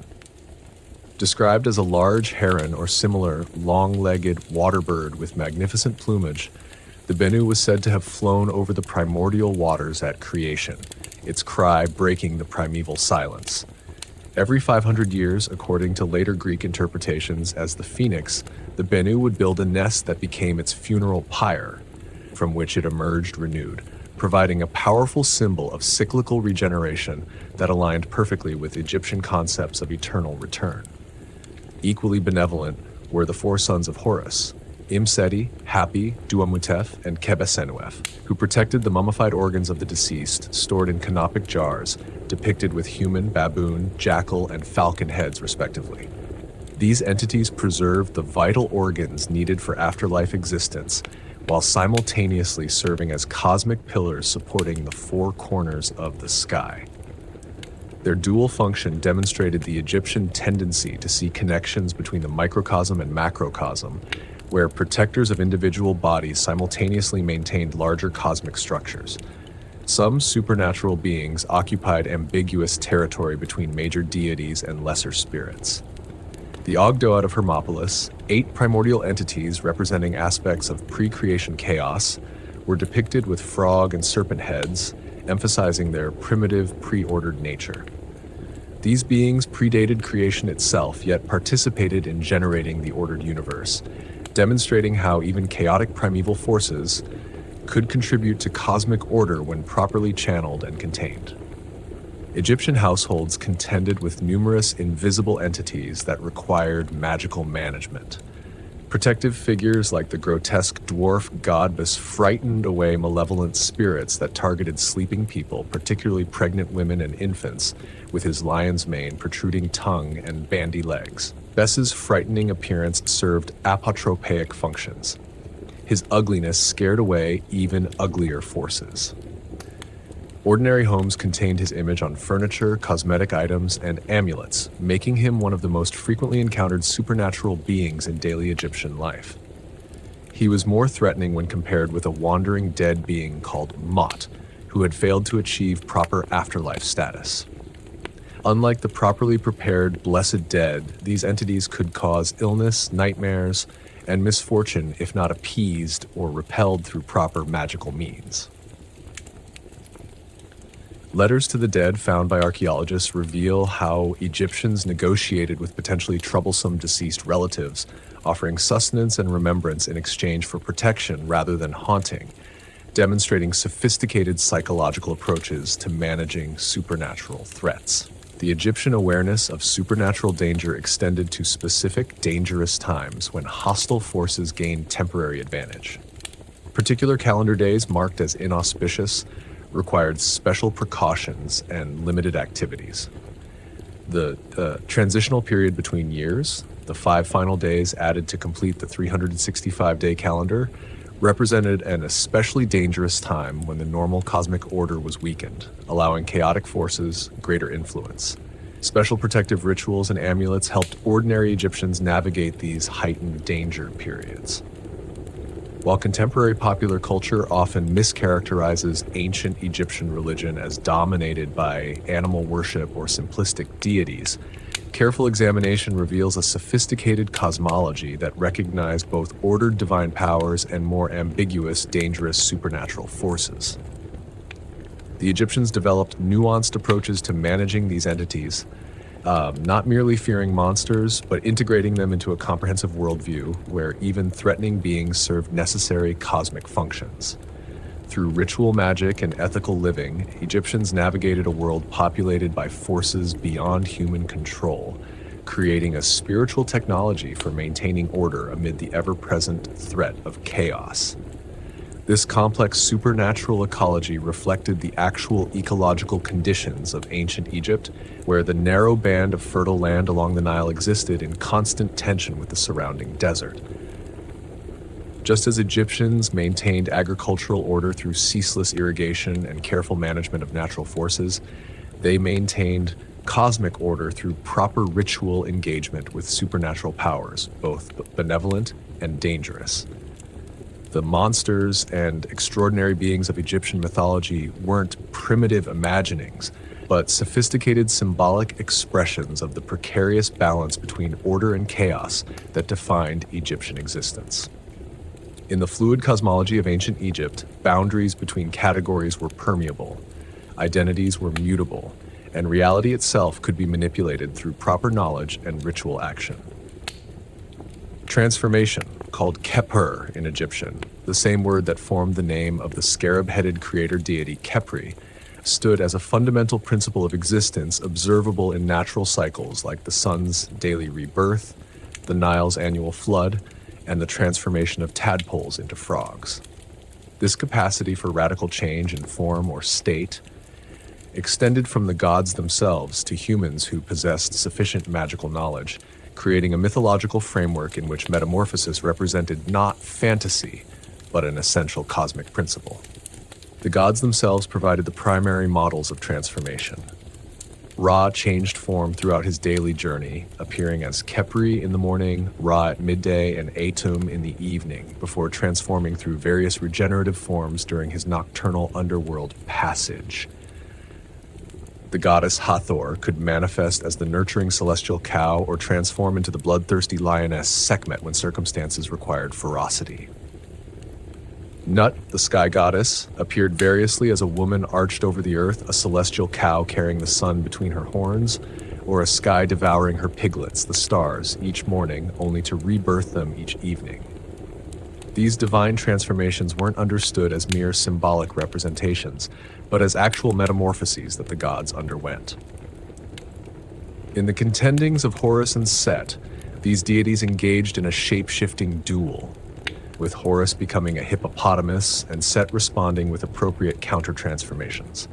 When Isis sought to learn Ra's secret name, she transformed a drop of the aging sun god's drool into a venomous serpent that bit him, forcing him to reveal his true name to receive healing.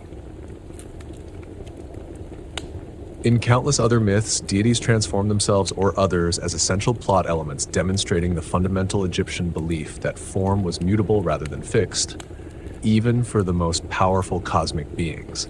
The mythic principle of transformation extended to deceased humans seeking afterlife existence. The Egyptian Book of the Dead, more accurately called the Book of Coming Forth by Day, contained numerous spells enabling the deceased to transform into various creatures or entities. Spell 76 allowed transformation into a falcon, Spell 77 into a hawk, Spell 83 into a phoenix, Spell 84 into a heron, and others facilitated becoming a lotus, divine light, a god, or various other beneficial forms. These transformations weren't understood as symbolic, but as actual metamorphoses that the properly prepared deceased could undergo, allowing navigation of afterlife challenges through the adoption of appropriate forms. The magical concept of becoming extended beyond physical transformation to identity assimilation. Through proper ritual and recitation, a person could declare, "I am Osiris," or "I am Ra," and temporarily access the powers and protection of that deity. This principle, called Henm in Egyptian, sometimes translated as identification or unification, allowed ritual practitioners to participate in divine power by temporarily merging their identity with a higher cosmic entity. During funeral rituals, for instance, the Imam would declare, "I am Anubis," to access the divine knowledge necessary for proper mummification. This concept appears strikingly in the Egyptian understanding of images and statues. When properly activated through the opening of the mouth ceremony, a statue wasn't merely a representation of a person or deity, but became a valid receptacle for their Ka, life force, capable of receiving offerings and providing blessings. The ritual transformed inert material into a living vessel, demonstrating the Egyptian belief that proper knowledge and ritual could fundamentally alter an object's metaphysical nature. Central to Egyptian concepts of transformation was the power of words and names. Unlike modern cultures that often treat names as arbitrary labels, Egyptians considered a name, Ren, to be an essential component of personal existence. To know something's true name was to have power over it, a principle dramatically illustrated in the myth where Isis poisoned Ra and forced him to reveal his secret name in exchange for healing. By learning this name, Isis gained a portion of Ra's power, demonstrating why many deities kept their true names hidden. This concept extended to humans, explaining the Egyptian practice of having multiple names, including a good name for public use and a true name known only to close family members. The creative power of speech reached its fullest expression in the Memphite theology, where the creator god Ptah brought the universe into existence through the combined power of his heart, mind, and tongue, speech. This concept of creative utterance, often translated as magic, wasn't peripheral to Egyptian religion, but central to their understanding of how reality operated. Words, properly spoken with correct knowledge and ritual purity, could affect physical reality, heal illnesses, repel dangers, transform substances, or communicate with supernatural realms. This wasn't supernatural in the modern sense, but represented the proper application of natural cosmic laws as Egyptians understood them. He permeated every aspect of Egyptian civilization. Medical practices combined physical remedies with spoken incantations that identified the patient with a god, typically Horus, who had suffered similar afflictions and been healed. Agricultural activities incorporated verbal formulas ensuring fertility and protection from pests. Even major state projects like temple construction began with verbal rituals that transformed the building site from ordinary space to sacred ground. Rather than seeing these practices as separate from practical activities, Egyptians understood verbal and material components as equally necessary aspects of effective action in a cosmos responsive to properly formulated speech. Egyptian magic operated through several key principles that revealed their sophisticated understanding of symbolic action. One fundamental concept was that of the pa-pro, part represents the whole. A lock of hair, nail clipping, or written name could stand in magically for the entire person, allowing either protective or harmful magic to affect someone through these connected parts.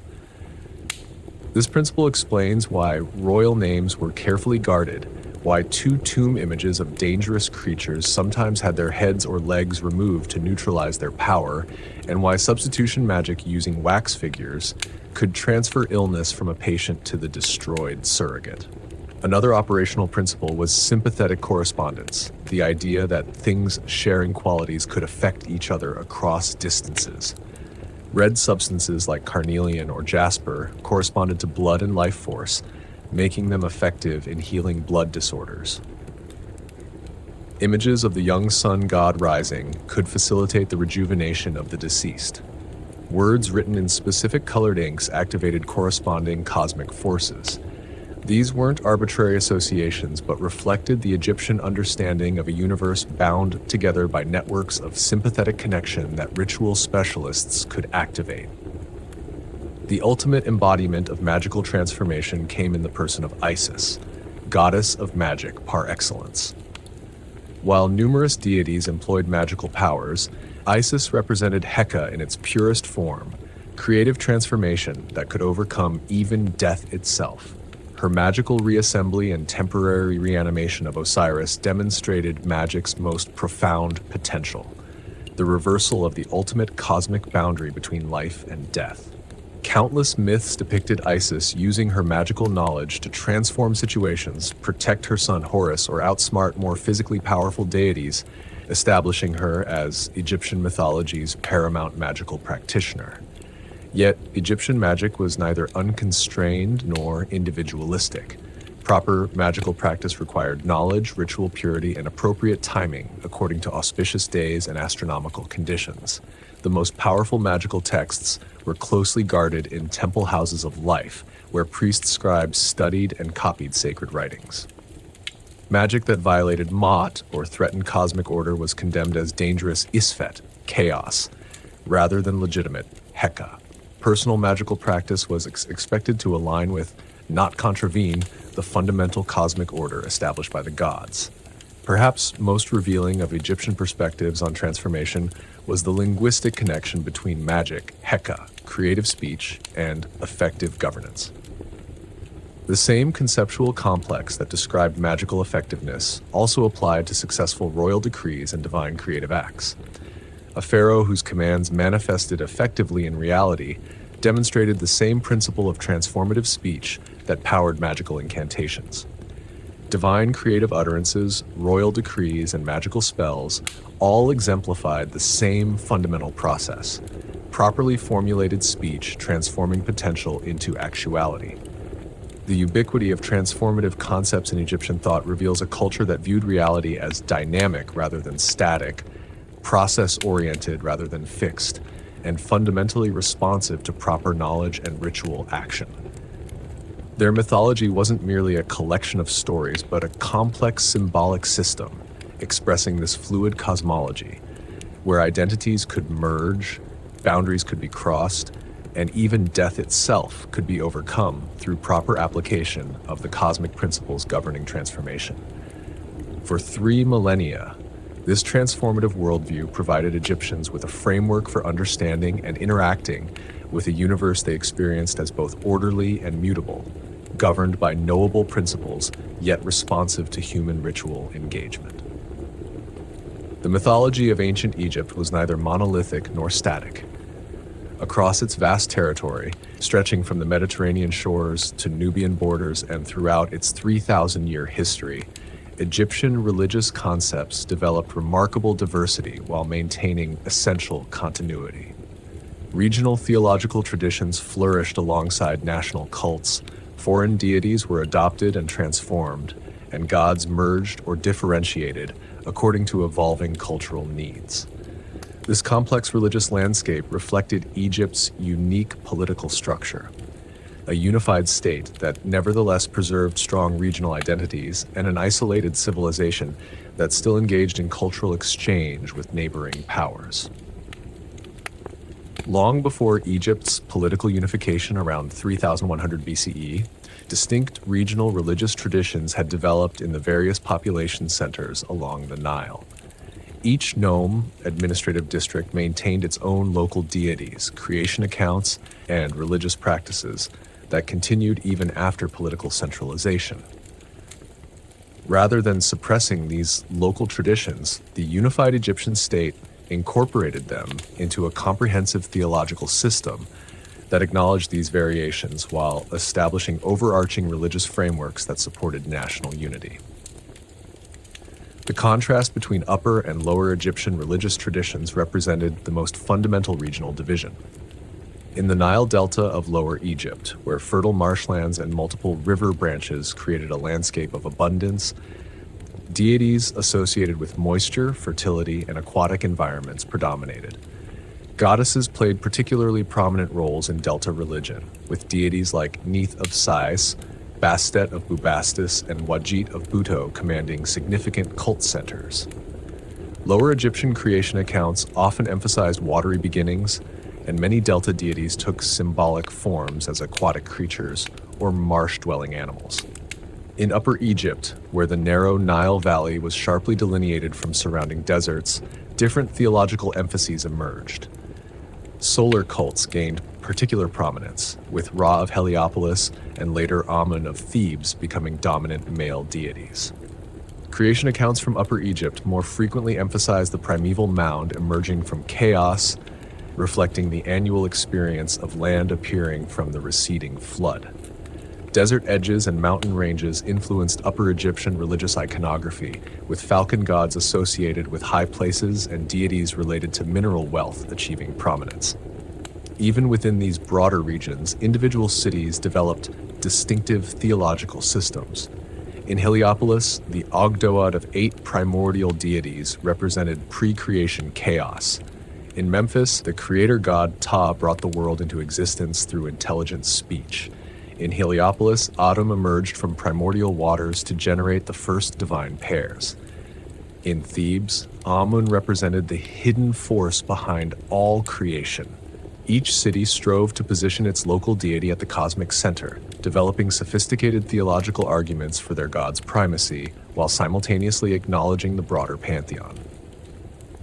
These regional variations created potential theological conflicts that Egyptian priests resolved through several sophisticated intellectual strategies.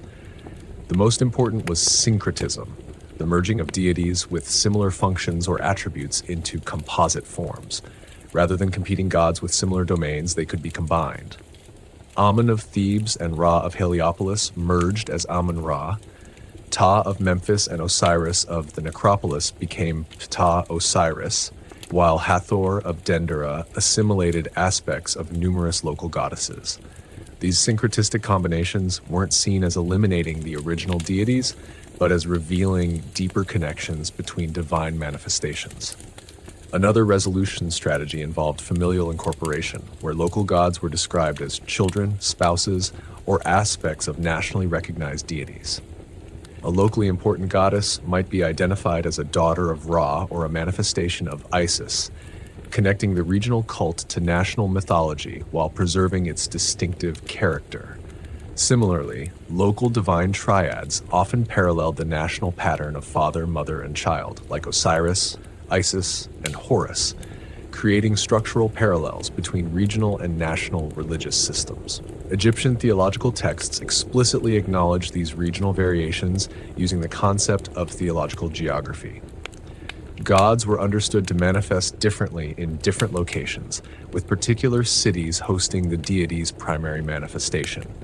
Religious texts might specify Hathor, Lady of Dendera, or Horus of Edfu to indicate specific local manifestations with their distinctive attributes and mythologies. This sophisticated approach allowed Egyptians to maintain both the unity of divine personalities across regions and the special relationship between deities and their cult centers. This religious diversity extended to conceptions of the afterlife, which varied significantly by region and historical period. In Old Kingdom pyramid texts, the royal afterlife centered on ascension to the northern circumpolar stars that never set below the horizon. In Middle Kingdom coffin texts, underworld journeys through the Duat gained prominence. New Kingdom funerary books developed elaborate maps of the underworld that the deceased needed to navigate. These weren't contradictory systems, but complementary understandings of post-mortem existence that could be selectively emphasized according to regional traditions and historical circumstances. Beyond regional Egyptian variations, foreign religious influences periodically entered Egyptian mythology, especially in border regions and during periods of international contact. In the Eastern Delta, Canaanite deities like Baal, Anat, and Astarte were incorporated into Egyptian worship, sometimes identified with or married to Egyptian counterparts. The Canaanite storm god Baal was associated with Seth, while the warrior goddess Anat became Seth's consort in some traditions. These foreign deities weren't simply imported wholesale, but were transformed through Egyptianizing iconography, integrated into existing mythological frameworks, and adapted to Egyptian ritual patterns. During the New Kingdom, when Egypt controlled territories stretching into the Near East, foreign gods received official recognition while being subordinated to the Egyptian cosmic hierarchy. The pharaoh Amenhotep III built a temple to the Canaanite goddess Astarte in Memphis, but depicted her as serving the Egyptian gods. The Nubian god Denon was incorporated into Egyptian religion, but reinterpreted as an aspect of Horus. This pattern of adoption and adaptation allowed Egyptian religion to absorb foreign elements while maintaining its distinctive character and claims to cosmic primacy. Periods of foreign rule over Egypt produced particularly interesting religious developments. When the Hyksos, a Semitic people, controlled northern Egypt during the Second Intermediate Period, they adopted Egyptian religious forms while elevating their storm god associated with Seth to prominence. Later, Persian rulers presented themselves as traditional pharaohs fulfilling Egyptian cosmic roles, despite maintaining their Zoroastrian beliefs. The most sophisticated were the Greeks, who created hybrid deities like Serapis, combining Osiris and Apis with Greek Hades and Zeus to bridge Greek and Egyptian religious traditions. Throughout Egyptian history, these religious variations generated periodic attempts at theological systematization. The priests of Heliopolis organized diverse creator gods into generational sequences, positioning local deities within the framework of the Great Ennead. The priests later elevated Amun to transcendent status while acknowledging other gods as his manifestations. During the New Kingdom, solar theology attempted to unify diverse traditions by describing all gods as aspects of the sun god. These theological projects never eliminated diversity but created intellectual frameworks that could accommodate regional variations within coherent cosmic systems. The most radical attempt at religious unification came during Akhenaten's reign, circa 1353 to 1336 BCE, when this revolutionary pharaoh suppressed traditional cults in favor of exclusive worship of the Aten, the visible solar disk. Rejecting the rich mythological tradition and diverse pantheon, Akhenaten attempted to establish a radically simplified religion centered on the royal family's relationship with the sun. This experiment failed quickly after his death, with traditional cults rapidly restored, demonstrating how deeply embedded religious diversity was in Egyptian culture and how resistant it proved to imposed uniformity. What makes Egyptian religious diversity particularly remarkable is how it maintained fundamental theological continuity despite variations across regions and historical periods. Certain core concepts persisted: the cosmos emerging from chaos through divine agency, Ma'at as the principle of cosmic order, the cyclical nature of existence, and the possibility of post-mortem transformation into divine status. Regional traditions elaborated these concepts differently, but operated within a shared religious framework that supported both local expression and national cohesion. Egyptian religion thus achieved a remarkable balance between unity and diversity, establishing sufficient common ground for social cohesion while allowing for regional expression and historical evolution. Its capacity to incorporate foreign elements while maintaining a distinctive Egyptian character enabled cultural longevity across changing historical circumstances. Rather than representing theological confusion, Egyptian religious diversity reflected a sophisticated intellectual approach that recognized how divine reality could manifest differently across space and time while maintaining essential coherence. A religious pluralism that valued both particular expressions and universal patterns within a complex mythological framework. For nearly 3,000 years, Egyptian mythology provided a remarkably stable framework for understanding existence, guiding one of history's longest-lasting civilizations through changing historical circumstances, while maintaining essential cultural continuity.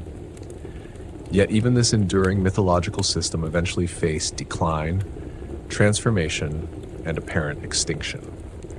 The story of how Egyptian mythology faded, yet paradoxically survived through cultural transmission and modern rediscovery, provides the final chapter in this epic mythological tradition.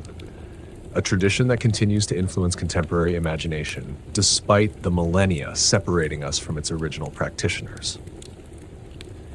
The decline of Egyptian mythology occurred gradually over centuries, rather than through sudden collapse. During the late period, when Egypt faced repeated foreign invasions and political instability, traditional religion intensified rather than weakened. Archaic forms were revived, ancient texts recopied, and temple construction continued with renewed emphasis on historical authenticity. This archaizing trend represented a cultural response to external threats by emphasizing their distinctive religious traditions. Egyptians maintained cultural identity even when political independence faltered. The Ptolemaic period, following Alexander's conquest, introduced new complexities. Greek rulers positioned themselves as traditional pharaohs, adopting Egyptian royal regalia and religious roles while simultaneously introducing Hellenic cultural elements. The resulting religious landscape featured both traditional Egyptian cults and innovative hybrid forms like the god Serapis, deliberately created to appeal to both Egyptian and Greek sensibilities. Major temples like those at Edfu, Dendera, and Philae were constructed or expanded during this period, their walls covered with traditional mythological scenes despite their relatively recent dates. Roman rule, beginning in 30 BCE, initially maintained this policy of religious respect, with emperors depicted on temple walls in pharaonic regalia, performing traditional rites. Existing temples remained active religious centers, and Egyptian cults, like that of Isis, spread throughout the Roman Empire, demonstrating the continued vitality of Egyptian religious concepts, even as their homeland came under foreign domination. Egyptian priests maintained their traditional knowledge, hieroglyphic writing continued in religious contexts, and core mythological concepts remained intact despite increasing external pressures. The decisive challenge to traditional Egyptian religion came not from political changes, but from the spread of Christianity. By the 3rd century CE, Christian communities had established a significant presence in Egypt, particularly in Alexandria and other urban centers. The new monotheistic faith directly challenged core Egyptian religious concepts, rejecting the worship of multiple deities, denouncing animal-headed gods as demonic, and offering a linear rather than cyclical view of time and salvation. Unlike previous foreign religious influences that had been incorporated into Egyptian frameworks, Christianity positioned itself as exclusively true, requiring the rejection of traditional practices. As Christianity gained imperial support in the 4th century CE, active suppression of traditional Egyptian religion intensified. In 391 CE, Emperor Theodosius I issued an edict prohibiting pagan worship throughout the Roman Empire. The Serapeum of Alexandria, a major temple complex, was destroyed by Christian mobs that same year, symbolizing the changing religious landscape. Temples were abandoned, converted to churches, or dismantled for building materials. Priests lost their state support and social status, while traditional religious knowledge became increasingly marginalized.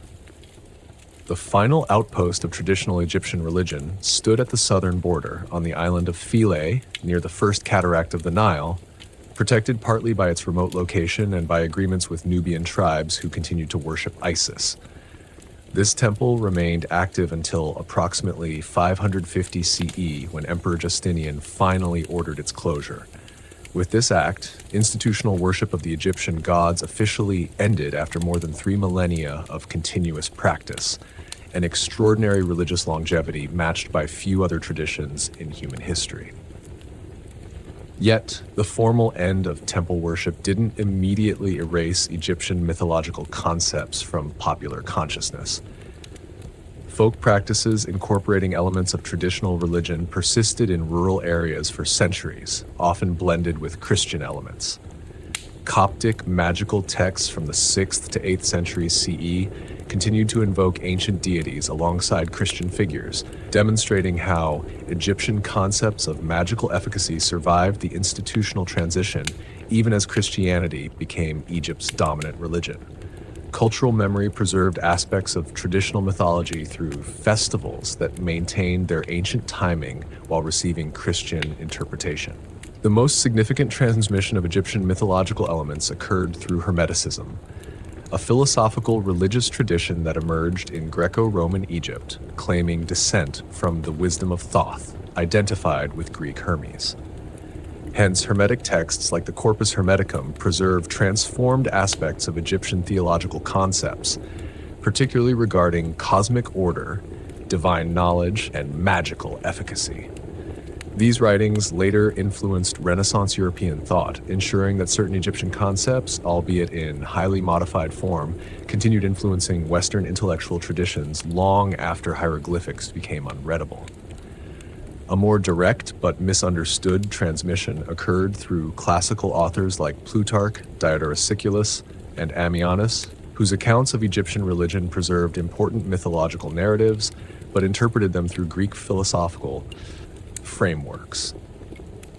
Plutarch on Isis and Osiris provided the most complete surviving account of this Central Egyptian myth, but infused it with Platonic concepts foreign to the original Egyptian understanding. These Hellenistic interpretations became the primary source of knowledge about Egyptian mythology for Western thinkers until the 19th century, creating persistent misunderstandings that continue influencing popular conceptions. The decisive break in Egyptian mythological transmission came with the loss of hieroglyphic literacy. As traditional priesthoods disappeared, the ability to read hieroglyphics and consequently access original Egyptian religious texts vanished. The last dated hieroglyphic inscription comes from 394 CE, the last demotic from 452 CE. Without the ability to read original sources, direct knowledge of Egyptian mythology became inaccessible even to Egyptians themselves, who increasingly viewed the mysterious symbols on ancient monuments as magical rather than linguistic signs. For over a millennium, hieroglyphics remained unreadable. Egyptian mythology existed primarily through classical second-hand accounts and increasingly fantastical medieval interpretations. Renaissance scholars became fascinated with hieroglyphics, but misunderstood them as purely symbolic rather than phonetic writing, creating elaborate but entirely incorrect translations based on symbolic guesswork. Egyptian mythology was remembered but profoundly misunderstood, reduced to fragmentary concepts divorced from their original context and meaning. The rediscovery of authentic Egyptian mythology began with Napoleon's Egyptian expedition 1798 to 1801, which included scores of scientists and scholars who systematically documented Egyptian monuments. Their findings, published in the monumental description de l'Egypte, reintroduced Europe to Egypt's architectural and artistic achievements while stimulating renewed interest in deciphering hieroglyphics. This scholarly attention culminated in Jean-François Champollion's successful decipherment of hieroglyphics using the Rosetta Stone in 1822, reopening access to original Egyptian texts after 15 centuries of silence. As hieroglyphic translation advanced throughout the 19th century, authentic Egyptian religious texts became accessible for the first time since late antiquity. Pyramid texts, coffin texts, and the Book of the Dead revealed mythological concepts far more complex and sophisticated than those preserved in classical accounts. Temple inscriptions provided theological depth previously unknown, while narrative papyri recovered from tomb assemblages restored lost mythological episodes. Gradually, a scholarly understanding of Egyptian mythology transformed from a collection of exotic anecdotes to recognition of a profound religious system, expressing complex theological and cosmological concepts. This scholarly rediscovery coincided with broader cultural phenomena that brought Egyptian concepts into popular consciousness. The archaeological rediscovery of ancient Egypt, particularly the spectacular find of Tutankhamun's tomb in 1922, generated widespread fascination with Egyptian aesthetics and symbols. Western esoteric movements like theosophy and occult societies claimed a connection to supposed Egyptian wisdom, while early science fiction and fantasy literature frequently incorporated Egyptian mythological elements. These popular interpretations often bore little resemblance to authentic Egyptian concepts, but ensured Egyptian imagery remained present in modern imagination. Contemporary popular culture continues to be saturated with Egyptian mythological elements, from museum exhibitions that attract millions of visitors to films, novels, and games that incorporate often heavily modified Egyptian deities and concepts. These modern interpretations typically simplify and distort original Egyptian understanding, yet they keep core mythological narratives circulating within contemporary consciousness. The visual distinctiveness of Egyptian religious imagery, animal-headed gods, hieroglyphic writing, pyramidal structures, ensures its continued recognition, even as its original meanings are often lost. Academic understanding of Egyptian mythology, meanwhile, has developed increasing sophistication, with scholarly debates now focusing on nuanced questions of theological development, regional variations, and the relationship between elite and popular religious concepts. Archaeological discoveries continue providing new perspectives while applying anthropological and comparative religious methodologies to existing material yields fresh insights. The digital preservation and analysis of Egyptian religious texts make these sources increasingly accessible to scholars worldwide, enabling a more comprehensive understanding than ever before. What explains the continued fascination with Egyptian mythology across such vast chronological and cultural distances. Unlike some ancient religious systems that seem entirely alien to modern sensibilities, Egyptian mythology addresses universal human concerns in particularly vivid and compelling ways. Its focus on renewal and regeneration, its optimistic view of posthumous existence, its integration of cosmic and ethical concerns, and its vivid visual expression of abstract concepts continue resonating with contemporary humans facing many of the same fundamental questions about existence, mortality, and meaning. Egyptian mythology thus occupies a paradoxical position in contemporary culture, simultaneously dead as a living religious tradition, yet strikingly alive in cultural memory and imagination.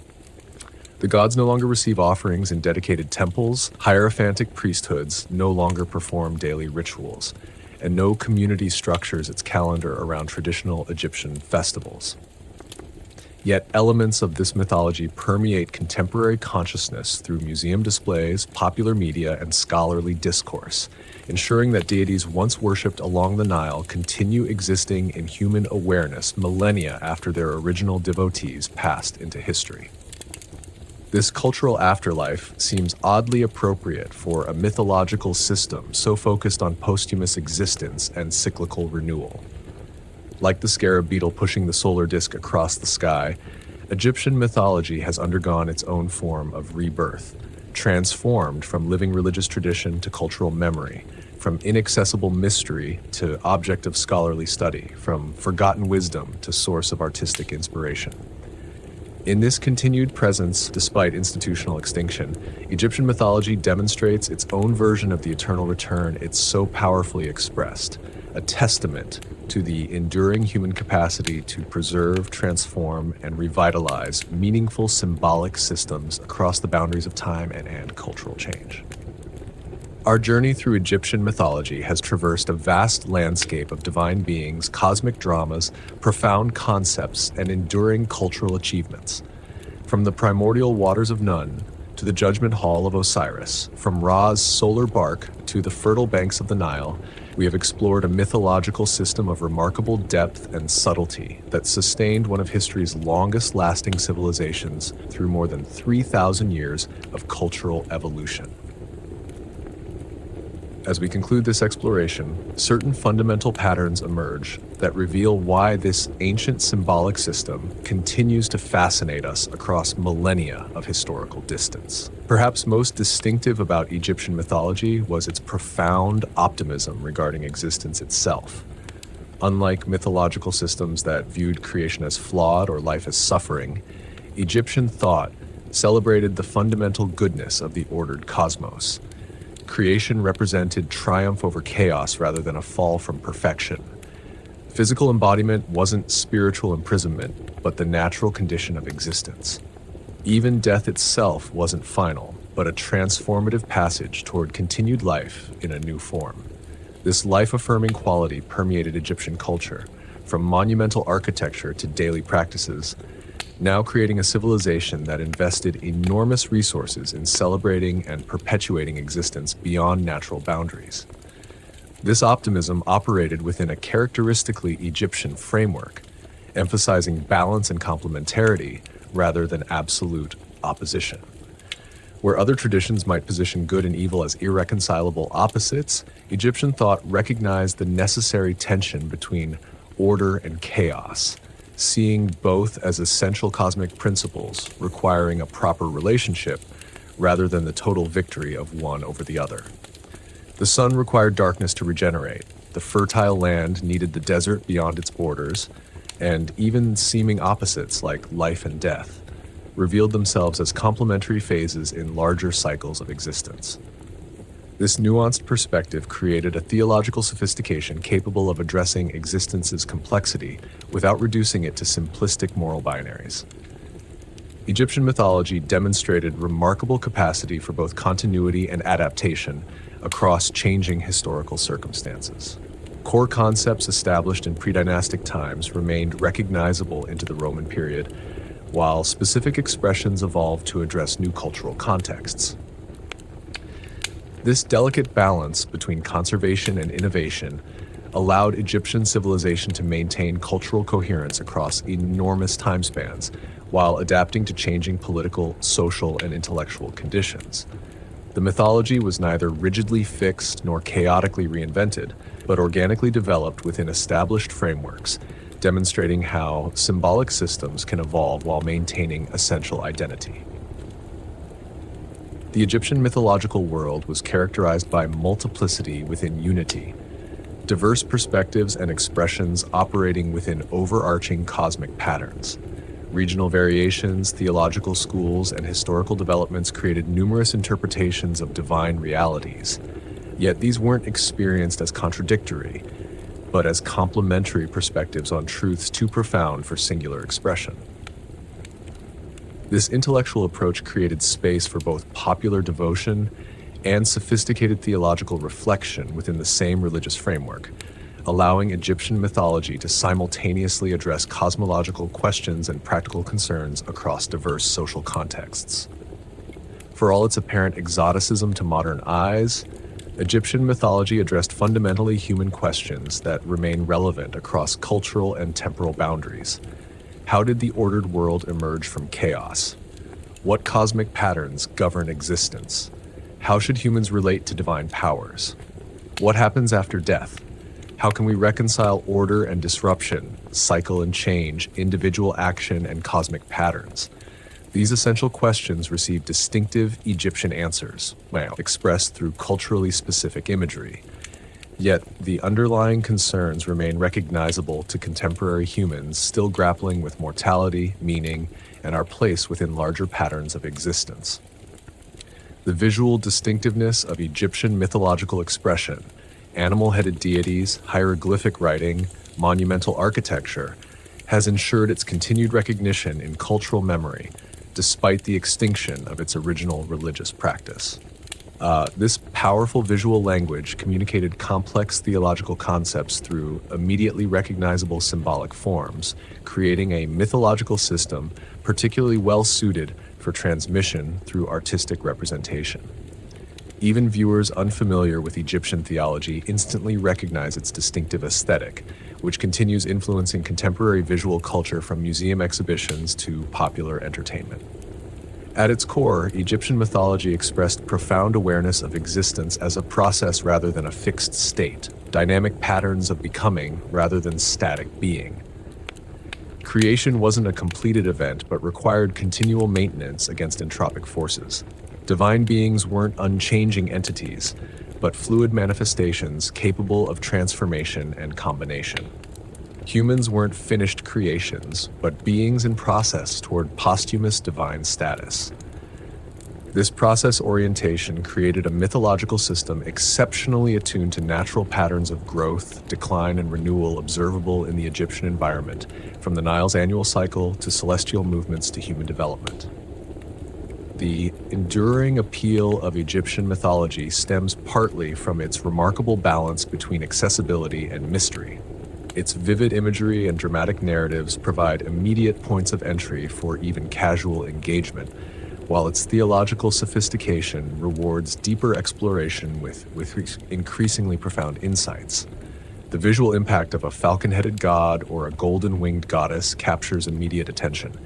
Yet behind these striking images lie complex cosmological concepts that have engaged scholarly analysis for centuries. This layered approach allows Egyptian mythology to simultaneously function as a popular cultural reference and a subject of serious philosophical investigation. Perhaps most significantly, Egyptian mythology created a comprehensive framework integrating cosmic, social, and personal dimensions of existence into a coherent whole. The same concepts that explained universal patterns also guided social institutions and personal conduct, creating a seamless connection between cosmic order and individual experience. The king maintaining Maat through proper governance paralleled the sun god maintaining cosmic order through his daily journey, which in turn paralleled individuals maintaining proper relationships through ethical conduct. This integration of macro and micro scales created a mythological system where personal actions carried cosmic significance, while universal patterns provided models for human behavior. After thousands of years and dramatic cultural transformations, we can no longer access Egyptian mythology as its original practitioners experienced it. The living tradition has been severed by time, linguistic shifts, religious changes, and cultural discontinuity. Yet, something essential remains accessible through careful study of surviving texts and monuments, offering glimpses of a remarkably sophisticated approach to existence that developed along the Nile over millennia of intellectual evolution. This mythological system wasn't primitive superstition, but a complex symbolic framework for understanding and engaging with reality that continues offering insights despite its historical distance. As modern humans navigate our own existential challenges, environmental crises, technological transformation, social fragmentation, and spiritual uncertainty, the Egyptian mythological perspective offers valuable alternative patterns of thought. Its emphasis on cyclical renewal rather than linear progress, its recognition of the necessary complementarity between apparent opposites, its integration of material and spiritual dimensions of existence, and its profound appreciation for continuity amid change, provide conceptual resources for reimagining our relationship with time, nature, and cosmic patterns. While we cannot simply adopt ancient Egyptian perspectives in modern contexts, we can learn from their distinctive approach to perennial human questions. The gods of Egypt may no longer receive offerings in dedicated temples, but they continue existing in human consciousness, perpetuated through scholarly study, artistic representation, and cultural memory. This persistence across millennia suggests something essential about these symbolic expressions of cosmic forces and human experience, something that transcends their specific cultural context to address fundamental patterns of existence that remain relevant despite changed circumstances. Like the phoenix that the Egyptians called the Bennu bird, their mythology has undergone its own form of death and regeneration, transformed yet recognizable across the great distance of time. In the Egyptian understanding, to speak the name of the deceased was to help them continue existing beyond physical death. As we have spoken the names of Osiris, Isis, Ra, Horus, and Anubis throughout this exploration, we have participated in this ancient practice of remembrance that defeats final extinction. Though their temples have fallen and their priesthoods dispersed, the gods of Egypt remain present in human awareness, a testament to both the transience of specific religious institutions and the enduring power of mythological symbolism to express profound truths about existence that continue resonating across the boundaries of time, language, and cultural change.